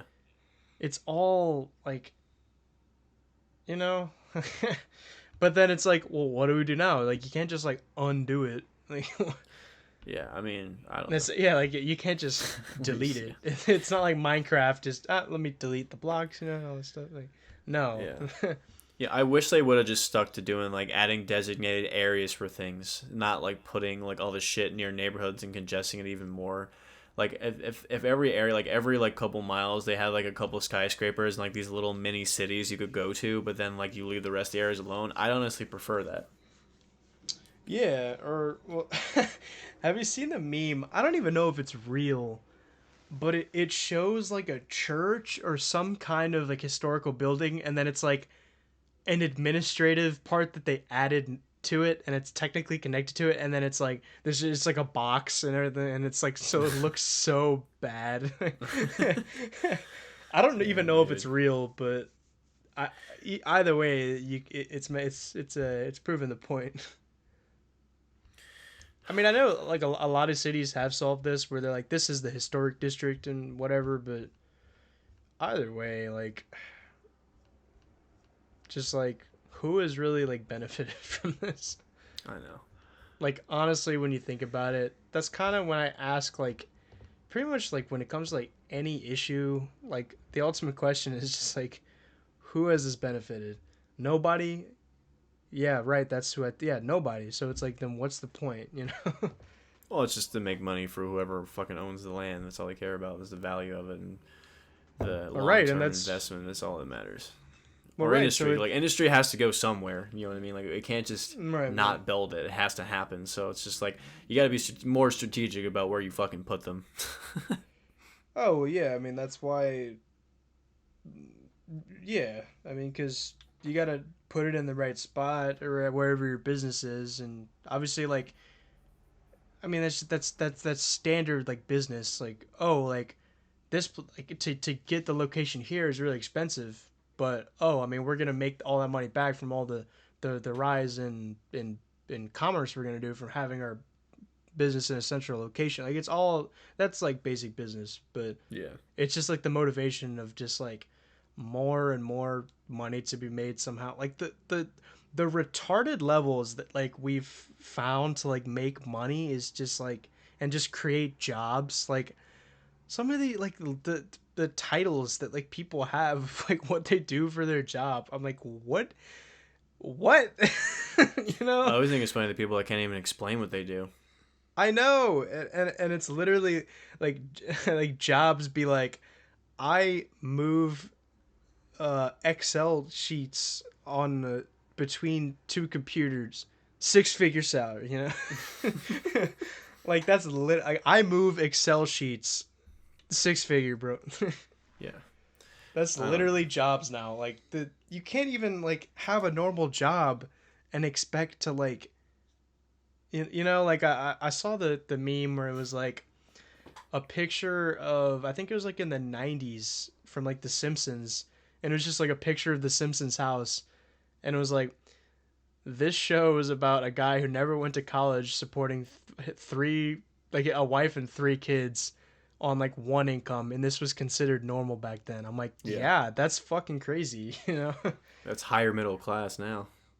I know, which is it shouldn't be. Like it's just it's you know because like now yeah like you said like if you can actually like afford to live out here, that's like oh like high class, and it's really not like but I mean I mean it's just nobody wins in the end of the day.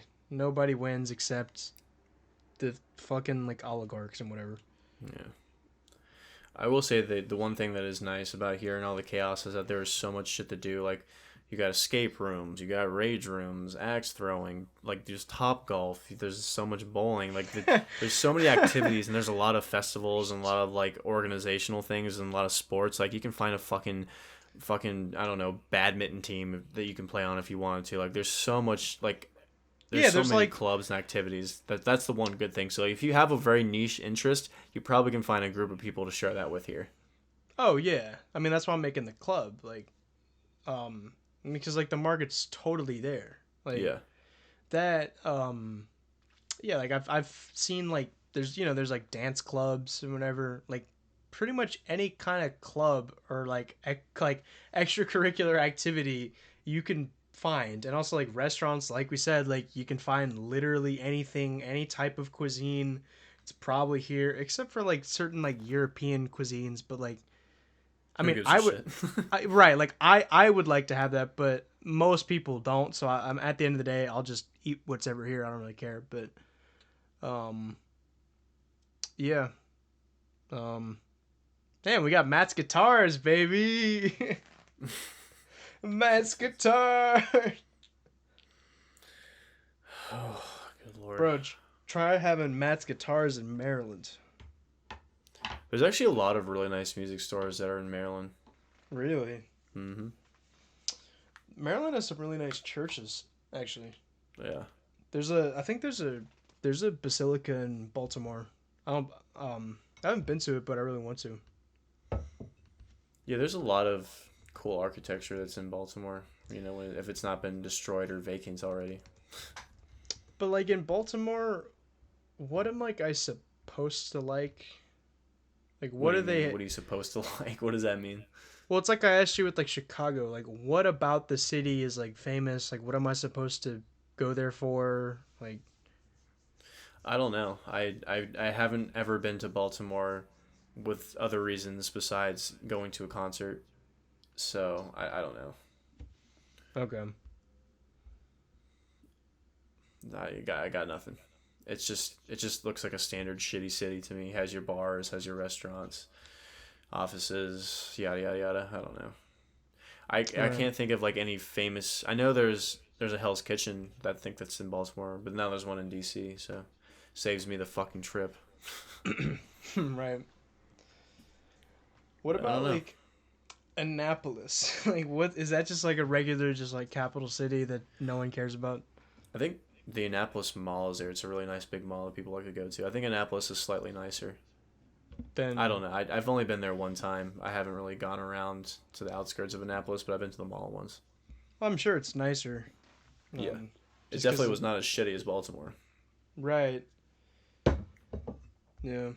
But yeah, a lot And of I think the capital Baltimore cities are police just station decent. or police thing is like the most corrupt fucking force in all of the country.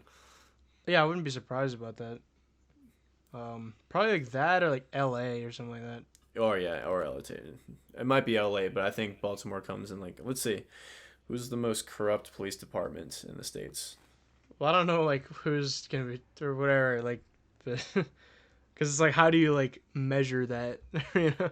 Well, how do you measure anything? I don't know. Specific No, but I'm made I'm up just numbers.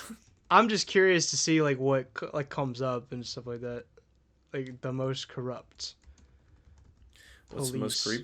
the most corrupt police department in the The num U.S.? the number one that came up for me was New York. Yeah, that was mine too. New York. So it's New York, Miami. Doesn't surprise me. Chicago, Los Angeles, a home? A home? What the fuck is that? Oh Home? no, man. Philadelphia, and then Baltimore. Baltimore is the seventh most corrupt police force. I'm looking at the world statistics. So apparently, Kenya has the worst, and Kenya. then Burma, Iraq, Somalia. I mean that this makes sense. I mean, but I'm surprised about Kenya because I understood that it was actually like decent. I don't know, man. It's just hard. It's all hard. But it doesn't shock me. I guess New York would be number one. Yeah, New Orleans I'm sure is bad too. Yeah. Well, also like they just like don't have anybody signing up because I mean it's just like who wants to be a cop at this point, you know? Um, Very special individual. what does it say? I was just being stupid. I'm trying to see what's the least corrupt police department in the U.S. Which city has the least corrupt law enforcement? Apparently, this is a very intuitive question because I'm not getting any specific answers here. I don't know. Anyway, I can look at that for hours. But yeah, dude, fucking Baltimore police suck ass. If you're listening, fix your shit because your city sucks and your people are dying And you cringe. and you're cringe. Yep, definitely. Fuck. Corrupt Philadelphia is also wannabes. an awful city too. It's like most of it's fucking abandoned. It's like Detroit. It's like a war zone map or something. I went there a couple years ago. That was like, actually like at the height of COVID when it was first starting to come in, because like that's when the mask thing wasn't exactly established yet, and then like every place there was like you gotta wear a mask, and we're like what like and like obviously we didn't have masks, so like we just had to like we had to take turns like just like taking the other person's shirt off and like using that as a mask or something. It Gross. was yeah, I mean it was the best we could do. We wanted the cheesesteak, man. Stupid. I can't believe that was ever a thing of like walking into a restaurant with your mask, going to your table, then sitting down and taking it off and eating. Like, I don't care like how political you are. Like I can't even. I have no words to just describe how fucking asinine that is. Like, Anything it, with like with the food, I'm like, it's either masks, no food, or food, no masks. Like there's no in between of like, oh, you gotta take it off when you start. It's like, no, if this is food, like that was the most like retarded shit during the yeah, pandemic. That like pissed me off too. And they did the same thing when I went to Brazil, and it was worse. I'm like like if you weren't wearing your mask in public, like they would get mad. And then I'm like inside the house, and then like I would still wear it for like they still wanted me to wear it. And then like I remember like, and then we would like sit down to eat, and I'm like, well, like why is it okay for me to like take it off? Like why do we all take it off when we're like at the table together, but then we like have to put it on when like it's just so ridiculous. yeah. And it's like I didn't mind wearing the mask. That wasn't a big inconvenience to me. I just carried one around and wore it when I need to, and took it off when I did. And like I didn't give a shit. That But was like like the you least of my can pretend it worries. Yeah. wasn't fucking stupid. Like really, like this is your sense of security. A shitty cancer Chinese made mask. Yeah, or if it's like you're outside and like you're wearing like two masks, or like no, the worst was like when you were like in your car and then you see people with like the two masks or something like Yeah, that. it was. I'm glad people stopped giving a shit because everyone, the media tried to fucking get everyone riled up, like, oh, cases are rising conveniently, as we're talking about election season. But like, people are like, who gives a fuck anymore? Because Yeah. like, I feel like, and this is kind of a controversial opinion, but I feel like the people that died off from COVID are most of them are gone. So I think less people are gonna die from COVID. And like especially because like the cases have been rising, like people just treat it like it's the regular flu now. So Well, yeah, because I don't that's know. If there's honestly some like, other strain that's supposedly really dangerous coming up that they're going to be prepared for, so be it. But like, I don't know. It's just, they try to get people to care about it again, and no one gives a fuck now. So I'm very happy and excited to see that. right, yeah. I mean honestly like the way you said like treating it like the regular flu. That's honestly how it should have been viewed. Like it's basically like just what it is, like how it should be categorized as like an illness. Like that's the category it's in. It's not like the Black Plague or Yeah. something. Like I'm honestly scared about it. Like, what the next like big fucking disease that's going to be a problem is. It's actually going to kill a shit ton more people. And I'm worried about that because if anything, COVID showed us we're not ready. We're not prepared. That shit's going to spread, and most people are going to die. So yeah, I wonder what like it's gonna be, cause like who knows? I mean like Some super virus that they unfroze in the permafrost, yeah, it's gonna be like Siberia or some shit. they got the China virus, then they're gonna get the Russia virus. The Russia virus. Yeah, I don't know. I have so much medical anxiety, so I'm glad people stopped giving a shit about COVID because it was getting really exhausting reading all the thought pieces back and forth between both sides. But I don't know, man. It's whatever the next one is, it's gonna be bad. I guarantee you. The Our next infrastructure everything. can't handle it. Our economy can't handle it. Like we're fucked. Yeah, This happens again globally. but also like if something like that happens again, do you think like most people would like believe in it? Like, Probably cause not, and that's what's so disappointing and irritating. Because like when there's actually going to be a worse, more dangerous fucking virus, people are just going to think it's bullshit. yeah, it's like And it's the boy who cried wolf. yeah, so now people are gonna be like, oh yeah, I'm a shit liquid out of my organs out of my ass. Great, woohoo! I'll wear a mask now. It's just like fuck, man. We're done. This is it. This is a wrap. Yeah. If you're worried about overpopulation, don't be. But yeah, fuck, man, it's gonna suck. And like I don't even know what the like in the very very beginning of 2020, like when the death toll was actually really high. I don't even know how many people like. I wonder what the total deaths have been in COVID. But then like the numbers have been fucked with, so it's like I don't know. It's just like with Yeah, everything. because like I mean, it's like with any statistics, like the numbers like are probably true, but they just conflate it with some other statistic, or like deaths from COVID. Well, it's like Yeah, they won't say like what percentage of that was COVID plus some other thing that they already had, or like how old it was. Just like it's the same thing with like guns are the highest are like the highest cause of death among people below the age of like 18. Well, it's like, well, okay, you're not making the distinction between homicide and suicide, and that's like a big deal, right? So like you can just Yeah. say these kind of things to anytime there's some kind of like like there's some kind of political stance like or sorry, anytime there's some kind of like statistic that's thrown out followed by like a political stance, or they show you a chart, there's always some kind of like trickery there, Yeah. especially with a chart. Honestly, like, to realize like how they're like, you can just zoom out on the chart and realize that like with the when like Joe Biden first got into office, and they're like, oh, unemployment went up like this much, and it's like they were counting people.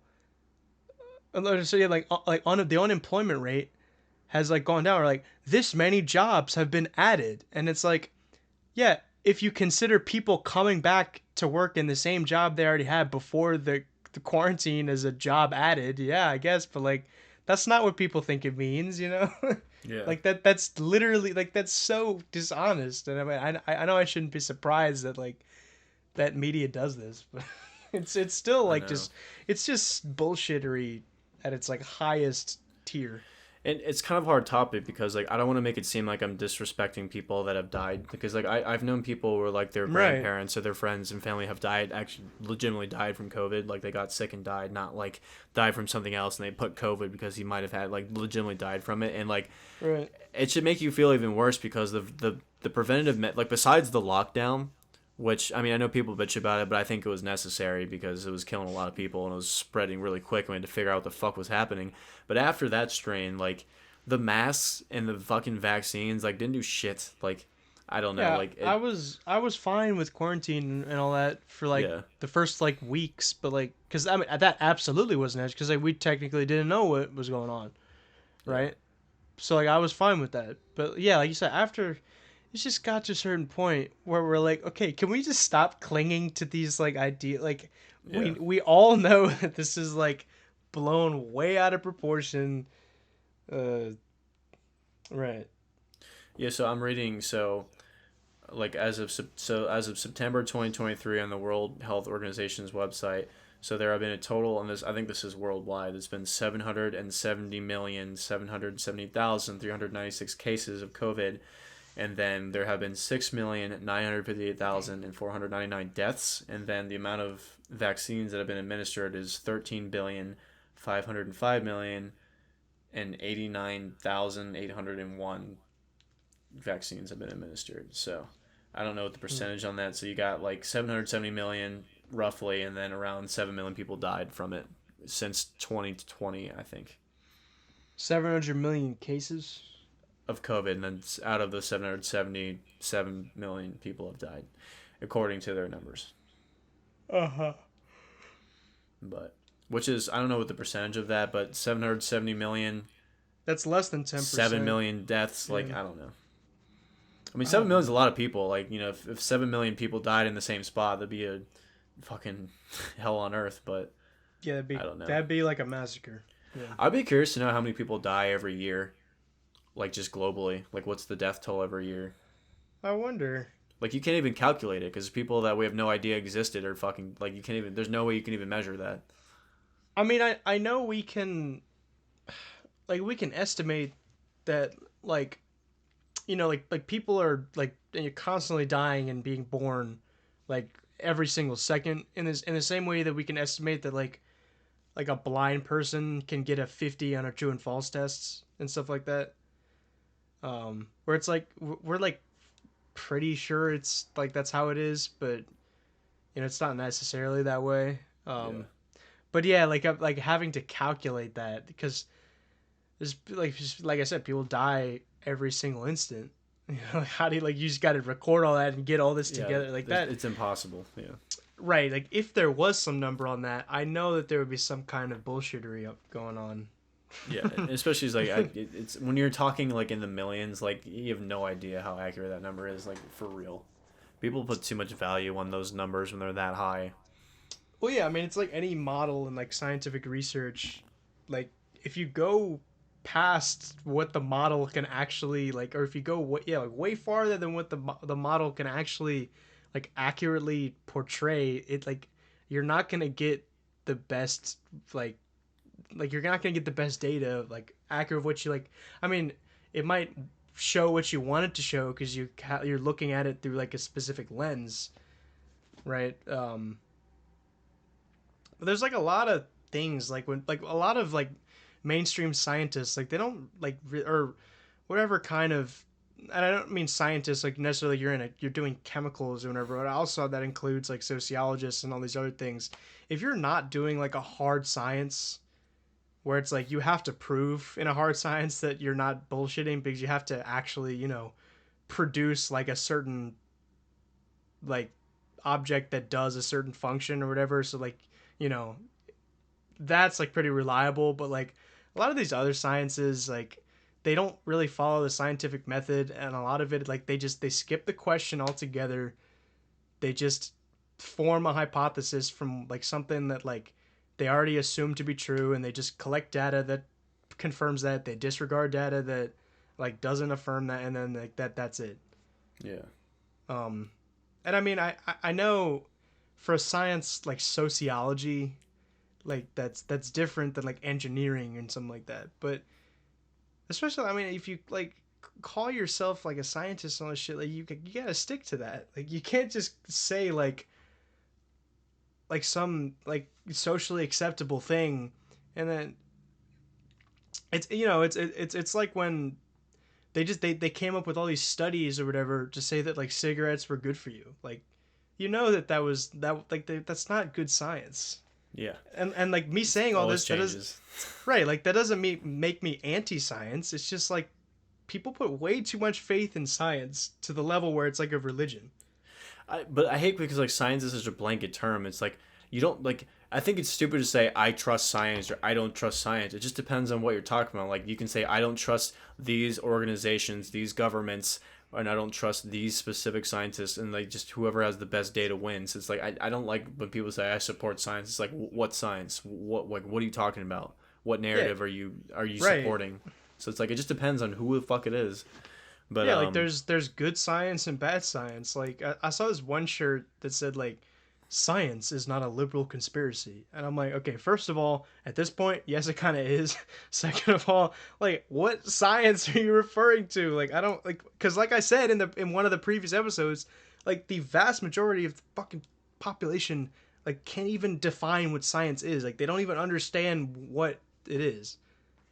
yeah, I'm not gonna pretend like I know what the actual science or what the right science is, but like everyone has like we just have such conflicting information that changes every fucking 5 years. So it's just you like I said before, you just have to put your blind faith in the people that are supposed to be experts and see where this gets us. But it's obviously not going in the right direction.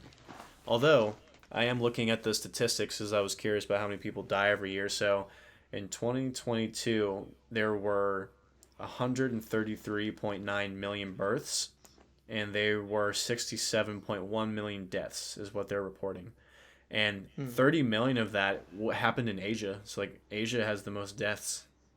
Hmm.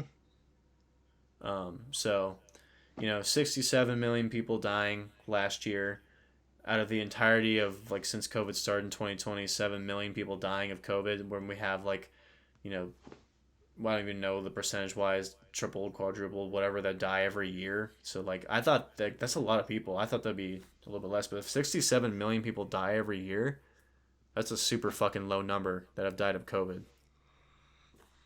Hmm. Yeah. Because even if 7 million people were to die in one year, that'd still be 60 million deaths. You guys do the Right. math on that. If that's Yeah. right, like I said, I don't know how true these numbers are. It's hard to say. But again, that's not to disrespect the people or undermine or minimize the people that have died of COVID. It's just like I think that those days are done. I think less people are dying of COVID, and that can be because of vaccines or because it's a different strain or whatever the fuck. But like, what's not going to work is like the fear of it and like the control that comes with it now. So that's the part that people think are bullshit, especially because I don't think I've heard of too many people dying of COVID recently. So if No. it's because everyone's all vaxxed up, good for them. So we can stop giving a shit about it now. Yeah, I don't know what it is, but I'm just glad it's not here anymore. Yeah. that is just one of, man, like just the biggest like sighs of relief when it just, there was never a point where it stopped happening, but you could kind of tell when it was on like an upward Yeah. spiral. Yeah, yeah, yeah. And I'm just so glad like no one's talking about it anymore, because I remember constantly just hear like no one would talk about anything else. Like you gotta wear a mask, or like they don't work. Yes, they do work, and Yeah. like The, can we the think talk? pieces were fucking really annoying. Yeah, the think tanks, all that Yeah. stuff. Like, well, it doesn't actually do anything, and it's like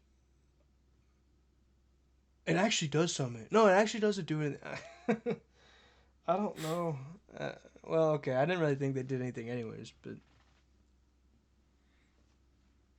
Yeah, I mean, I don't know, it's just fucking hard to say. yeah. But either way, anytime when someone says like trust the science, I beg them to give me the definition of science. Like seriously, like because What people is your just, I am curious. What is your definition of science?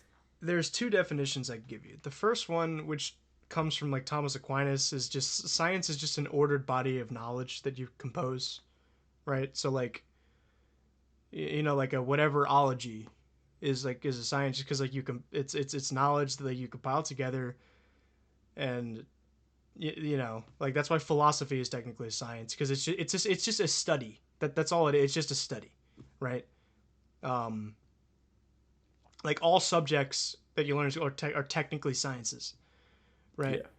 Yeah. Um, so there's science in that sense, and then there's science in just that it's just like conclusions or further statements you can make about observations you make in the physical world, essentially, or not even in the physical world. I mean, it can be related to like like a linguist and stuff like that.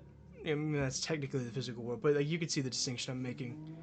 It's just that it's just further explaining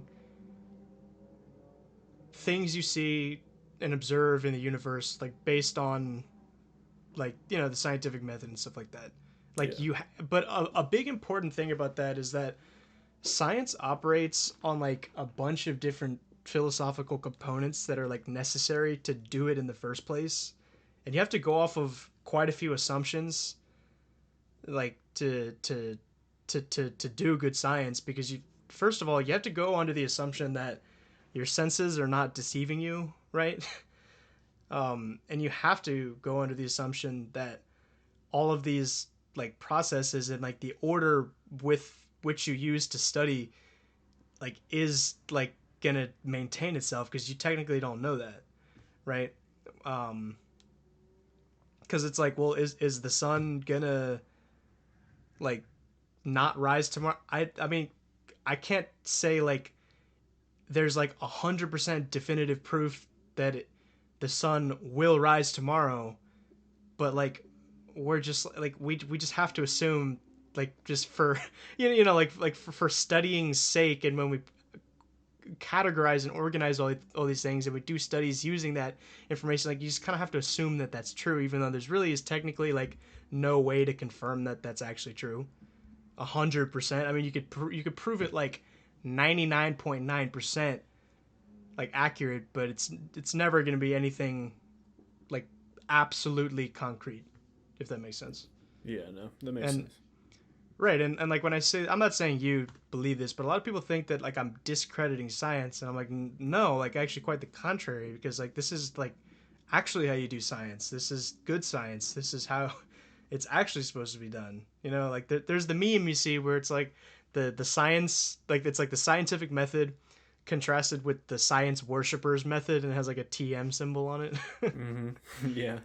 And it was just like that similar process I described, where it's not like ask a question, form hypothesis. It's not the actual procedure, and then it's like, what do you do if the information follows up? What if you do if it doesn't? It's just make a hypothesis. Like you skip the question. It's just make hypothesis, find data that agrees, discard data that doesn't agree. Just say trust the science, and then that's it. Um, but yeah, the big important thing is that people just they forget the philosophical basis that science is like built upon, and then is like necessary, and even to like do it and trust that like you're doing good science. I don't know. I mean, at the end of the day, it's not for even just regular people to argue about, because I'm of the opinion if you can't even change the fucking thing or fix it, there's no point in arguing about it, especially if you don't even know the full story. So that's why I was tired of people arguing the data and the science back and forth of it, quote unquote, because like it was just for one thing, it's cyclical. Like there's no rhyme or reason, and it's not going to change anything. But it's just so fucking stupid that people are so arrogant, thinking that they know, how to deal with a global pandemic or a global crisis or even just economic things. It's just like everyone's fucking stupid. They just think that they know things. So, I don't know. Yeah, that's accurate. It's just the classic like red ants and blue ants are in the jar. Someone else shakes the jar and tricks the ants into thinking that they're mad at each other when they're really not. Yeah. Like people just they don't zoom out, you know. And like even when I say this, like, do I technically know how to actually, yeah, like get rid of the pandemic? I no, I don't. But all like I'm trying to do is just say that like I said, I know you probably agree with me, but it just this is more just for the audience that like when you constantly hear like the experts say this or the science says this, like it's not good science. It's Yeah. it's pseudoscience. Just like there's pseudo math and there's pseudo philosophy and all those other things. Yeah. And like I'm looking on their website, so it's like people shouldn't even be freaked out, because even from the World Health Organization's actual website, it's like the number of cases that were like the highest and the death tolls were the highest was in like January of 2021. Yeah, that's And pretty. then I wouldn't be surprised if that's accurate. yeah, so Like, it's like the cases there. I think I'm trying to look because they have like a little scroll thing. So it's like how many cases? It's like 100 and what is this? 100,661 deaths, and around like that time, which I guess like is not super super. Well, I guess that's the highest at one time during that month was around like 100,000, right? And the cases were just insanely low. So it's like the amount of mm-hmm. cases were really low around that time. I think they were around like 4 million around that time, summer give or take, and there was around like 100,000 deaths. In January of this year, we were around like how many cases? The cases have gone up, and I think it was like almost close to like 5 million, and then the deaths are like at 32,000. So the death rate is definitely down on most COVID cases. Right. So if that's the wonder of the vaccines, or if it's just not a bad strain or whatever. So like people have no reason to be fucking freaked out about it now, unless like you have immunocompromised situations or other health problems, and you should be just worried for the rest of your life, especially if you don't take care of yourself. Uh, Yeah. but yeah, so that's not even a conspiracy theory. It's like from their own data, like you should not be worried, especially if you're vaccinated. So shut the fuck up about it, for the love of God. We're tired of talking about it. It's been 3 years. Everyone's done. Like it's time to actually move on and progress our society. Yeah, they're gonna put a thing on my video about like COVID misinformation. Like I'm like misinformation. I'm really reading their fucking website for the WHO on the statistics. Right. Yeah. It's like you're saying your own website is misinformation. Yeah. Our opinions might be wrong, but the data I'm reading is apparently right. I mean, I don't know if is the WHO. I mean, I know people on the right don't seem they're legitimate and think that they're lying, but most people that trust the science think that the WHO is the leader on this. So, Right. from their own website, cases are up, but deaths are down. So, chill out. Yeah, that's the other thing. Cause I'm like, people that believe that like, oh, scientists have like no reason to like lie to people. I'm like, what fucking planet are you living on? Like, we know that pretty much every single occupation can be corrupted. So like, how is science like immune to this? Like how are they Yeah. not immune to bribes and all of this like corruption? You know? They're not. I mean, it's all money. It's all drug companies. It's all profits. Like it's no different than any other industry. They're not good Samaritans. They're not doing this out of the goodness of their heart. And you realize that when you get fucking bankrupted from our medical system. Yeah, no, exactly. It's like that's And not the same in most countries, but it is here. Like it's right. like Or they if you have. There's see, so many incentives for you to be fucking sick in this country. They make so much goddamn money. It's insane how much money these fucking companies make. yeah, and especially from like antidepressants and all that stuff. Yeah, it's Like fucking not even insane. just like, yeah, that, and also just from the shit that you actually do need. Yeah, no, like the pharmaceutical industry is just ridiculous. And then and then it's like any time when people say like, oh well, no, this drug, it's like according to the studies it's healthy, or this like lifestyle according to the study, it's like that's all fake. Like I'm 99% sure that all those studies are just like using that same science worshiper method that I discussed, where it's just cherry picking to just kind of formulate some sort of thing where, oh, yep, this is it, because they're just paid off by whatever company's selling the medicine, and then like that's that, like, you know. Yeah, yeah, it's Yeah, totally a fucking scam, and everyone knows it's a scam. yeah, like You, it's not a no one will conspiracy tell you it's more of theory, a is scam than the people that have so many medical issues and like their life is fucked, and they're probably in massive amounts of debt. So it's like the people like it's in your best interest to take care of yourself to the point where you will never have to see the inside of an operating room or like anytime you go to a clinic. It's probably unless you're getting a checkup, it's probably not a good thing. So it's like your whole goal is to stay away from the fucking medical and pharmaceutical industry. Like that's how you live a better life. yeah. Oh yeah, exactly. Obviously it's super fucking important and doctors deserve to make a lot of money, but like there is an extreme bias and a push for these drugs that they administer that they overprescribe for sure. Yeah, I mean it and it's just like any industry, any kind of workforce, like it's a good idea, and I will defend the idea, right? Just like any, like, remember I defended the idea of like the police force. Like I think that's a good idea. But it's just like that, or any other industry, like it's just it is it is totally like open to corruption. Yeah. And I Nothing just nothing can't, is uncorruptible. Everything is uncorruptible. Or right, everything is corruptible. and I just cannot stand when people like just give that a pass because, oh well, they're doing something good, and I'm like, well, okay, every single workforce is supposed to do something good, you know, like it doesn't matter what you say, oh well, they're actually doing this, like the police force's job is to like take care of us, like that's something we can all agree is a good thing, just that like the firemen, that's like we trust them to put out fires, like we can all come around and be like, yeah, that's a good thing. But if like, you know, the firemen started just doing shit like running around like, you know, killing people or so, I mean that's a crazy example, but like still, you know, I wouldn't be saying, oh, like the fire department is like, no, we just got to get rid of the fire department. It's like, no, I would be like, the the institution of firemen is like a good for society.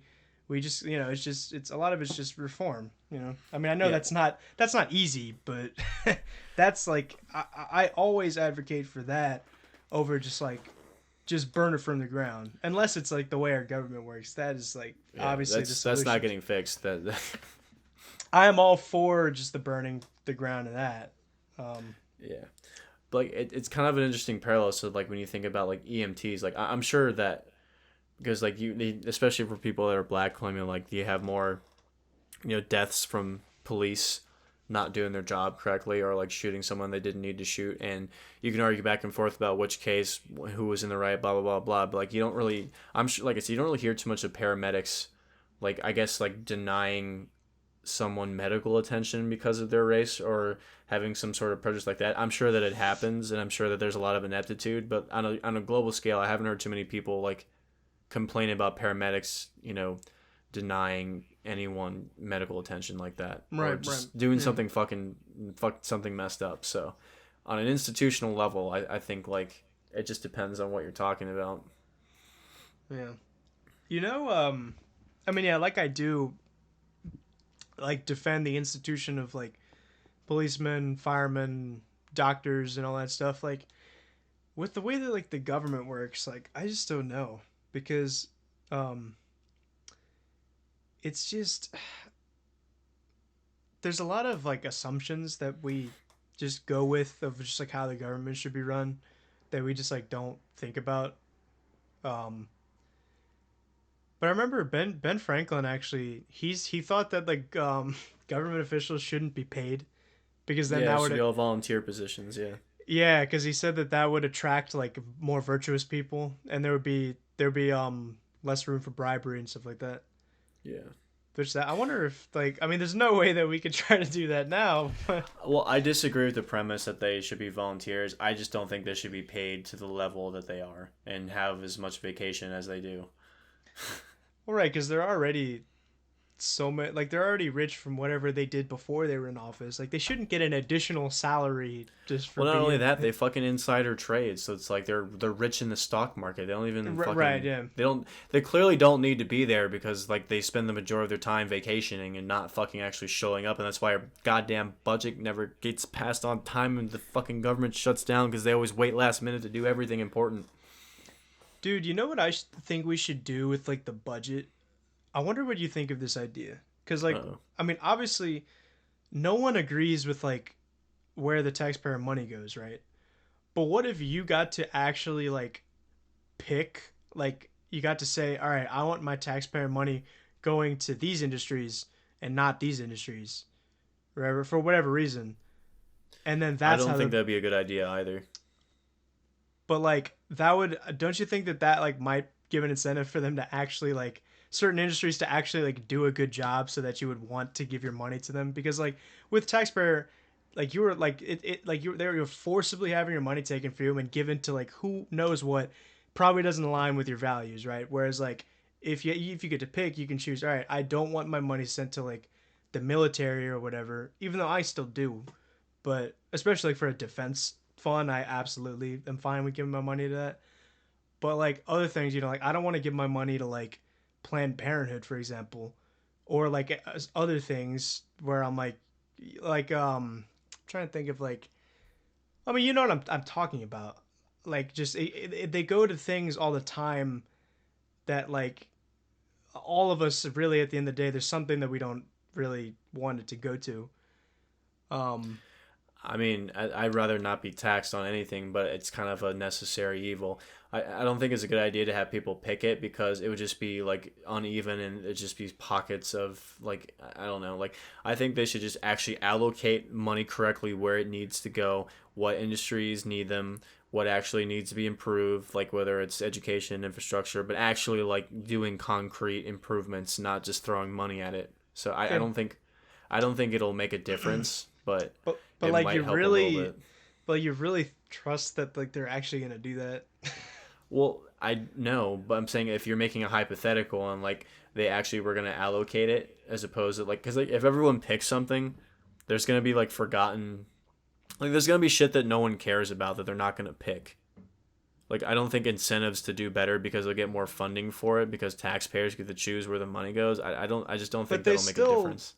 they still have like money though, because like there's so much money it just goes to like bullshit, you know. I remember my mom gave the analogy with like how the government, you know, like quote unquote like cuts back on spending is like the equivalent of like an obese person being like, all right, I'm gonna lose weight and I'm gonna do that by eating one less Cheeto a day or Yeah, something. yeah. I don't think there's a fix. I really don't. Until we force people to like actually like it's not about like spending money. It's about like making actual ideas and things that work, and then whatever that money requires, doing it. You know what I mean? Like I'm not a fan of just throwing money at shit because people we try that. Like you can donate millions of dollars to organizations, and we're still nowhere closer to fucking fixing our issues in this country. It's getting worse. So I don't know how much more money you can really allocate to things, but if it's not going to make a long lasting change, it's a waste of money in my opinion. So like even if you could choose where that money goes, I still don't think it'll help. It'd just be interesting to see something like that. It's a I guess in principle and in theory it's a good idea. You can actually I think honestly it would work better on a local level, not on a federal level.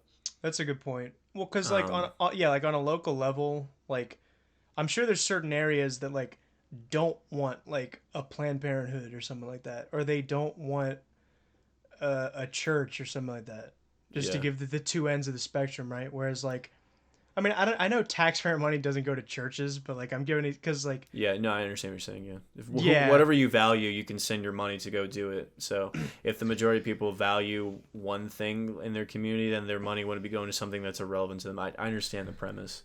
Um, right. But I'm just, you're using I'm controversial examples, but I get what you're saying.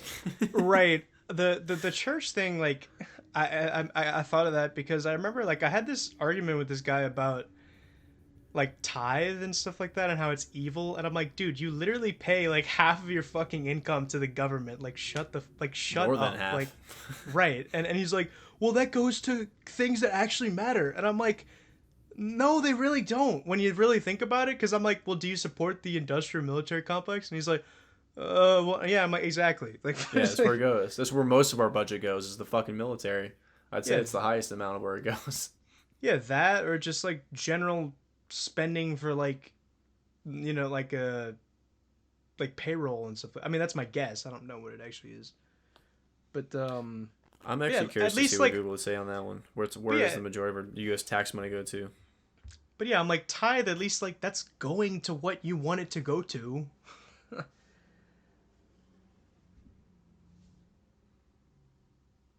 So the majority of your federal income tax dollars go to Social Security, health programs, defense, and interest on the national debt.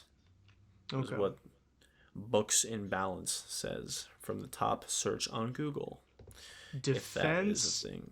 defense. I think is like the only thing I support of those.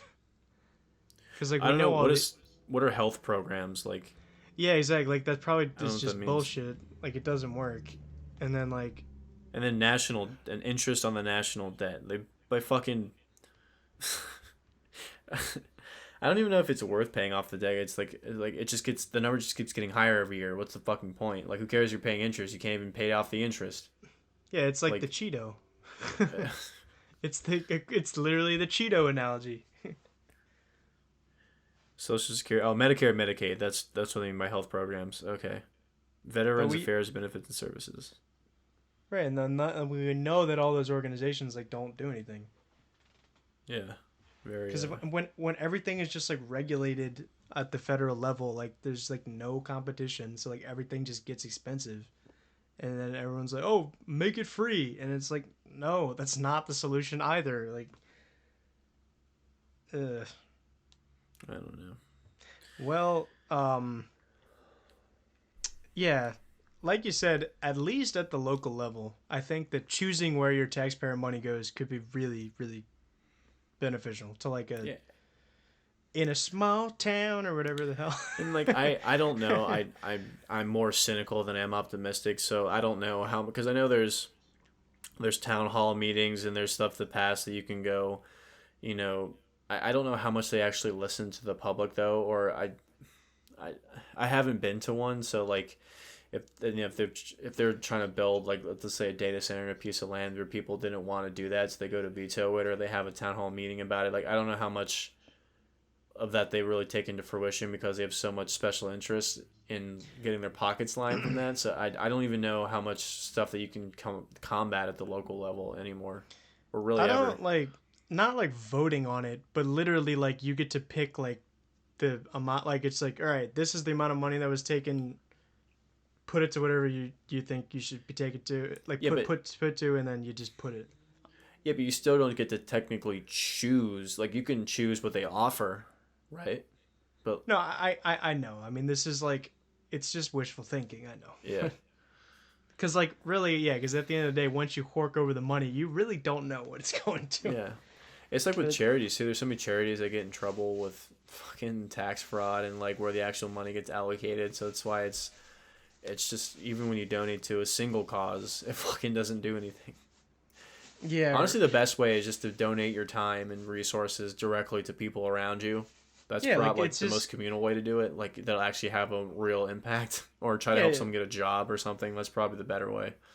Right. It's just give what you have, not Yeah. like Don't just throw yeah. money to something where you don't know where it goes. Actually do something to make a difference in your community. Honestly, probably finding somebody a job is the best way. Yeah, Obviously, like if they are in a bad spot and they need something like immediately, then yeah. But I just long term, right? You don't want to see them back out there. If they're not like strung out or they're just a shitty person, they're just never gonna fix their life. That's different. But like for people that legitimately need to have a little bit of a push to get successful or get in the right direction, like that's probably the biggest impact you can make in your life is the people around you, not people you've never fucking seen or the people that are on the other side of the planet. yeah, You start from within and you work your way out. You know, yeah. But I'm wondering, like, if everyone did that, it'd be fine.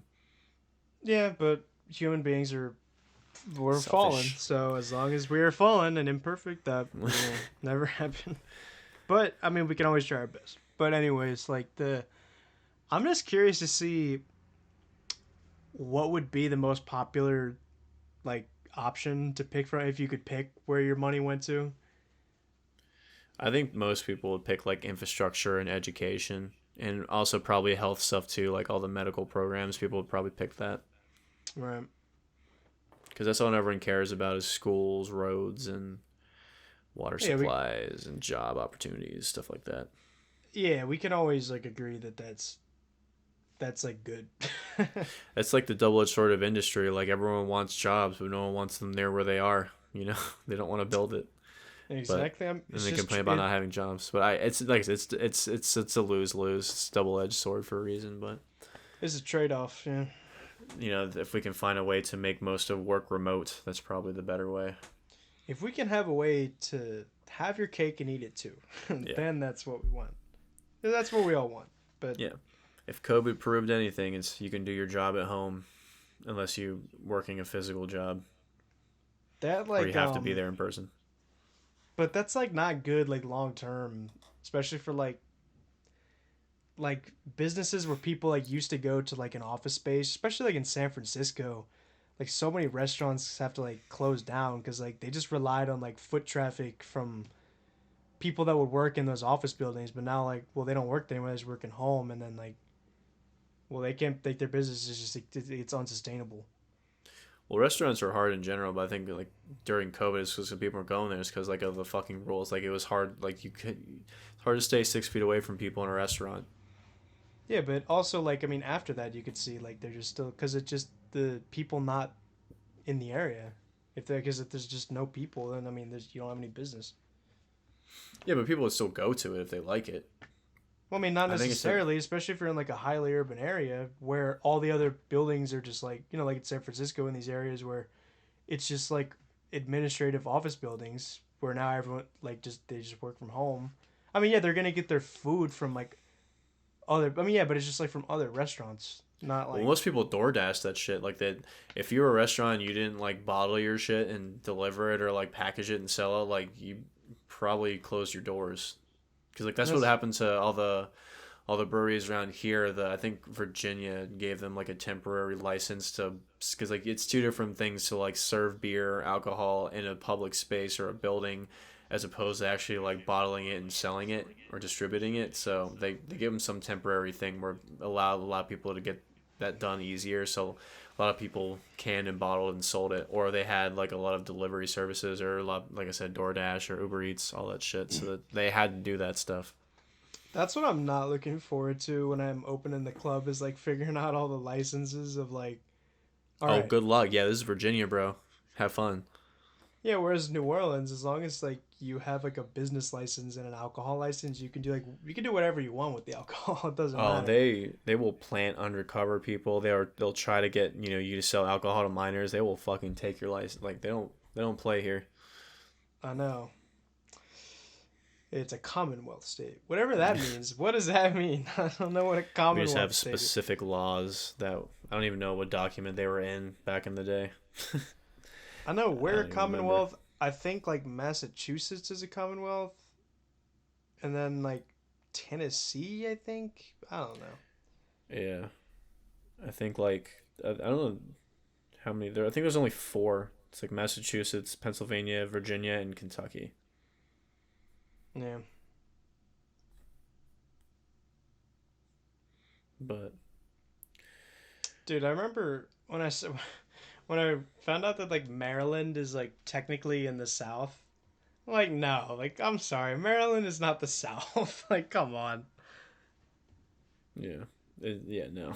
I mean, To there's a lot of me, rednecks in Maryland on the west side, but because it's close to West Virginia. But yeah, the eastern part of Maryland, unless it's the shores, the Chesapeake side. but even so, like, this area is still, like, pretty. This is north, honestly. Yeah. Yeah, we're definitely in the north here, in the south. Yeah, whereas, like, if you go to southern Virginia, it's, like, a completely different, like, world. Oh, fuck.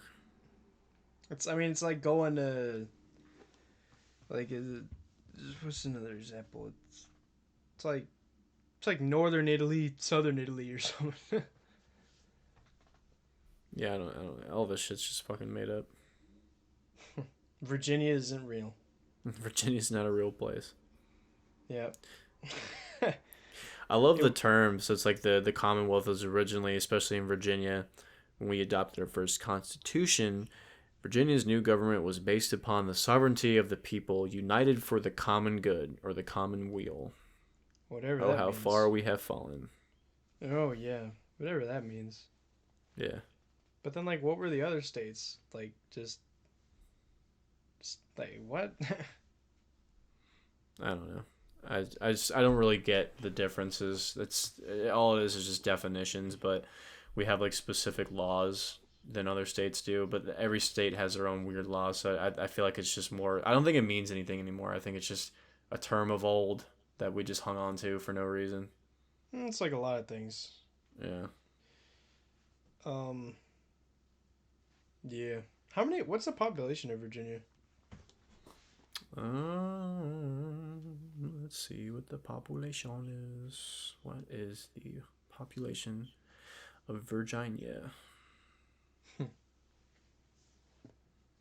So it looks like we have 8 point. Wait, this is of 2021.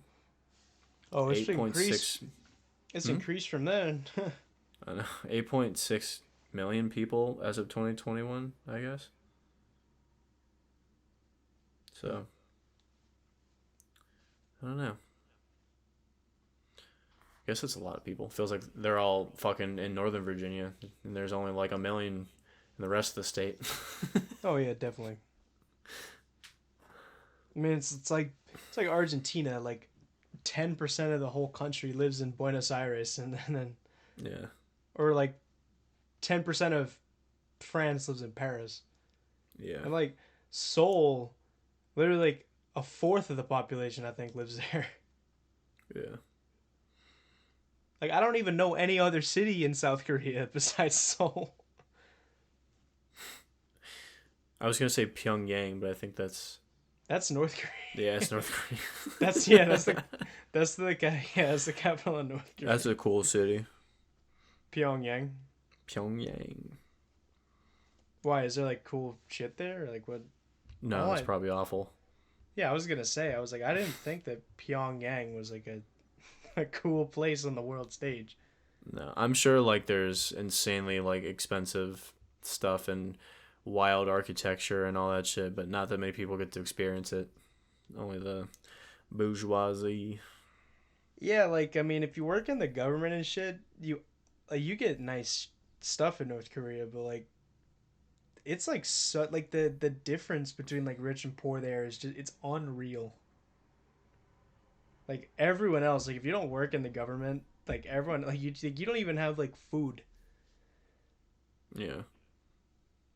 Dude, remember all those memes when like we thought that like he died, like Kim Jong Un, and then there was all Yeah, I forgot about that.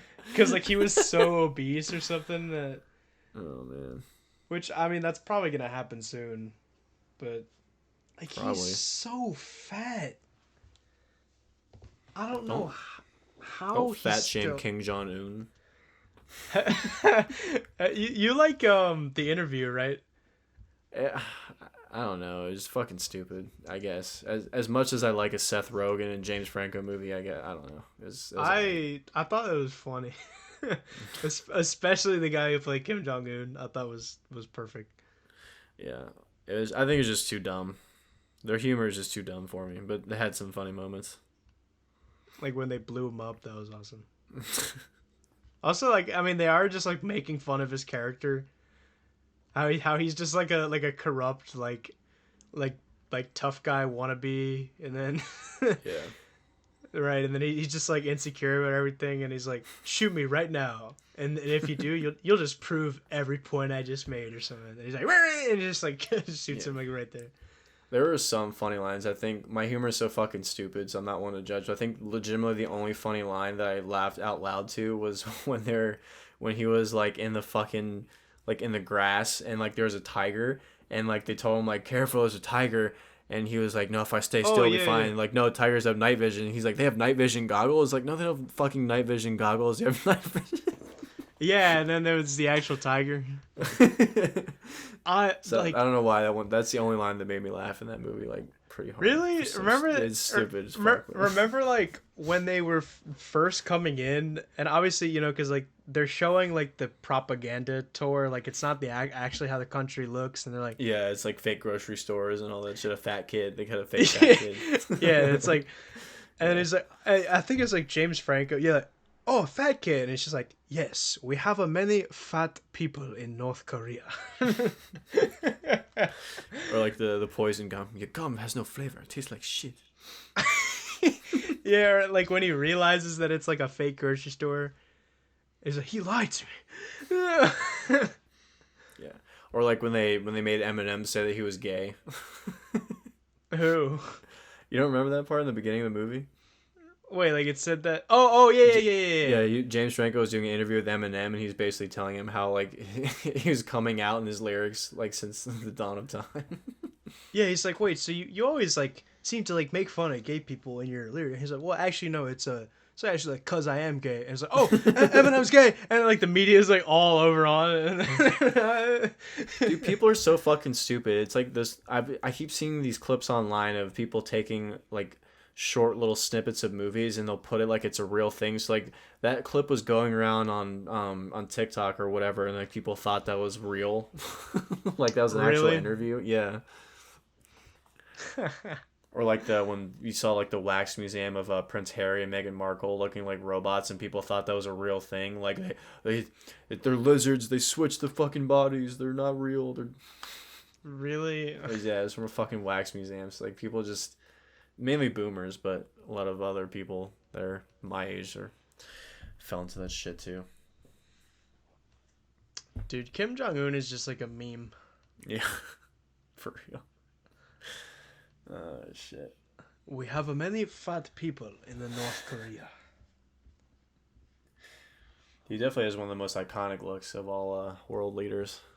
Yeah, and I mean, I'm sure he's like awful, but like he looks like a nice guy. Like I Yeah, want to he sit looks down. like fun to hang out with. I don't know why. Yeah, I know, and like so does the president of China. Like he's just like, hello, he looks nice, even though I'm sure they're both like reprehensible, but like they look. I mean, yeah, like I want to sit down and have like a beer with like Kim Jong Un or something. I was reading a thing where he like really loves cheese. Like he'll go. I think his favorite is somewhere like in Switzerland or some shit. So they have like a bunch of cheese just imported. So I see him like going there just like devouring a wheel like with no shirt on or something. Oh yeah, because he's like morbidly obese. Fuck. But yeah, dude, he seems like he has a really cool giggle. Like he seems like he giggles a lot.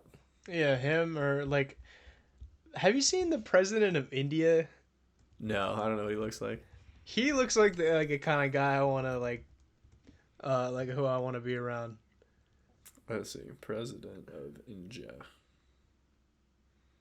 Oh wait, Is India's it a woman or is it a man? oh, I guess she's like the new president. No, like the president that was right before her. Oh.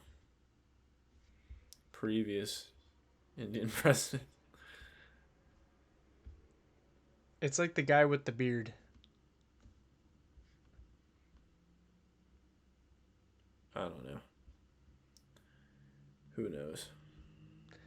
Him, yeah, because like a lot of world leaders, like I can just look at them and I know I don't want to be around them. Like Justin Trudeau just looks like a loser. Yeah, he's slimy little. He just looks like a Georgetown like graduate. Yeah, he's like looks. His father's a lawyer. He can just sell me an Yeah, egg he's for like, $200 kind of guy. I am like a militant student of the law or something, like some shit like that. You clearly know that he's like fake. He totally date raped someone in college. Didn't he do Didn't? blackface? Yeah, I was about to say him. Yeah, Yeah, he did or blackface, and then also our previous governor Ralph Northam also was in a yearbook with blackface. wait, who? Oh, the previous governor, right? Yeah, Ralph Northam. Oh yeah, God, dude. my dad used to call him Governor Blackface. Now I know. Man. It's just like, why would you run for public office knowing that's a thing? I was talking about this with my dad the other day because we were talking about it because I thought it was fucking hilarious. I was like, how many politicians that got caught with blackface? Because it's been two that I know of. So it's like, have you like, if I was ever running for anything, and this is back when like they didn't have Facebook or any of that shit, so it's like I can't even remember all the shit that I posted a year ago that probably will get me in trouble 5 years down the line. But like if I put blackface on in a fucking yearbook in college, I'm pretty sure I remember that and I'd be like, call the school like, yeah, I'm gonna see that real quick. I start calling my friends like, give me all your fucking books. I just don't understand how like either of those like neither like none of them got canceled. I don't know why. Like that's like by like a lot of like their parties. Okay, I know it's because they're part of the left, but still like by their standards, like that's not good. Well, I know people were mad about the Ralph Northam thing, and that I think people found out about that like at the tail end of his term in office. So it's like everyone was pissed about that. But Justin Trudeau, that one surprises me because like I don't think I've ever heard of a single person that likes him. I feel like everyone dislikes him, but he's still like in power. So I don't know why. Yeah, I think he's won like I don't know what term he's on right now. Uh, I mean either way, he's at like Biden level status of just like a lot of people are just in agreement. Yeah, this guy is like retarded. Yeah. Um, most other world leaders just look like average like schmucks. Like it's just some dude or like some old lady with like a suit, and then like that's it. Whereas like Kim Jong Un, he got personality. He's got like he got the persona. He's got the image. Like Yeah, he's.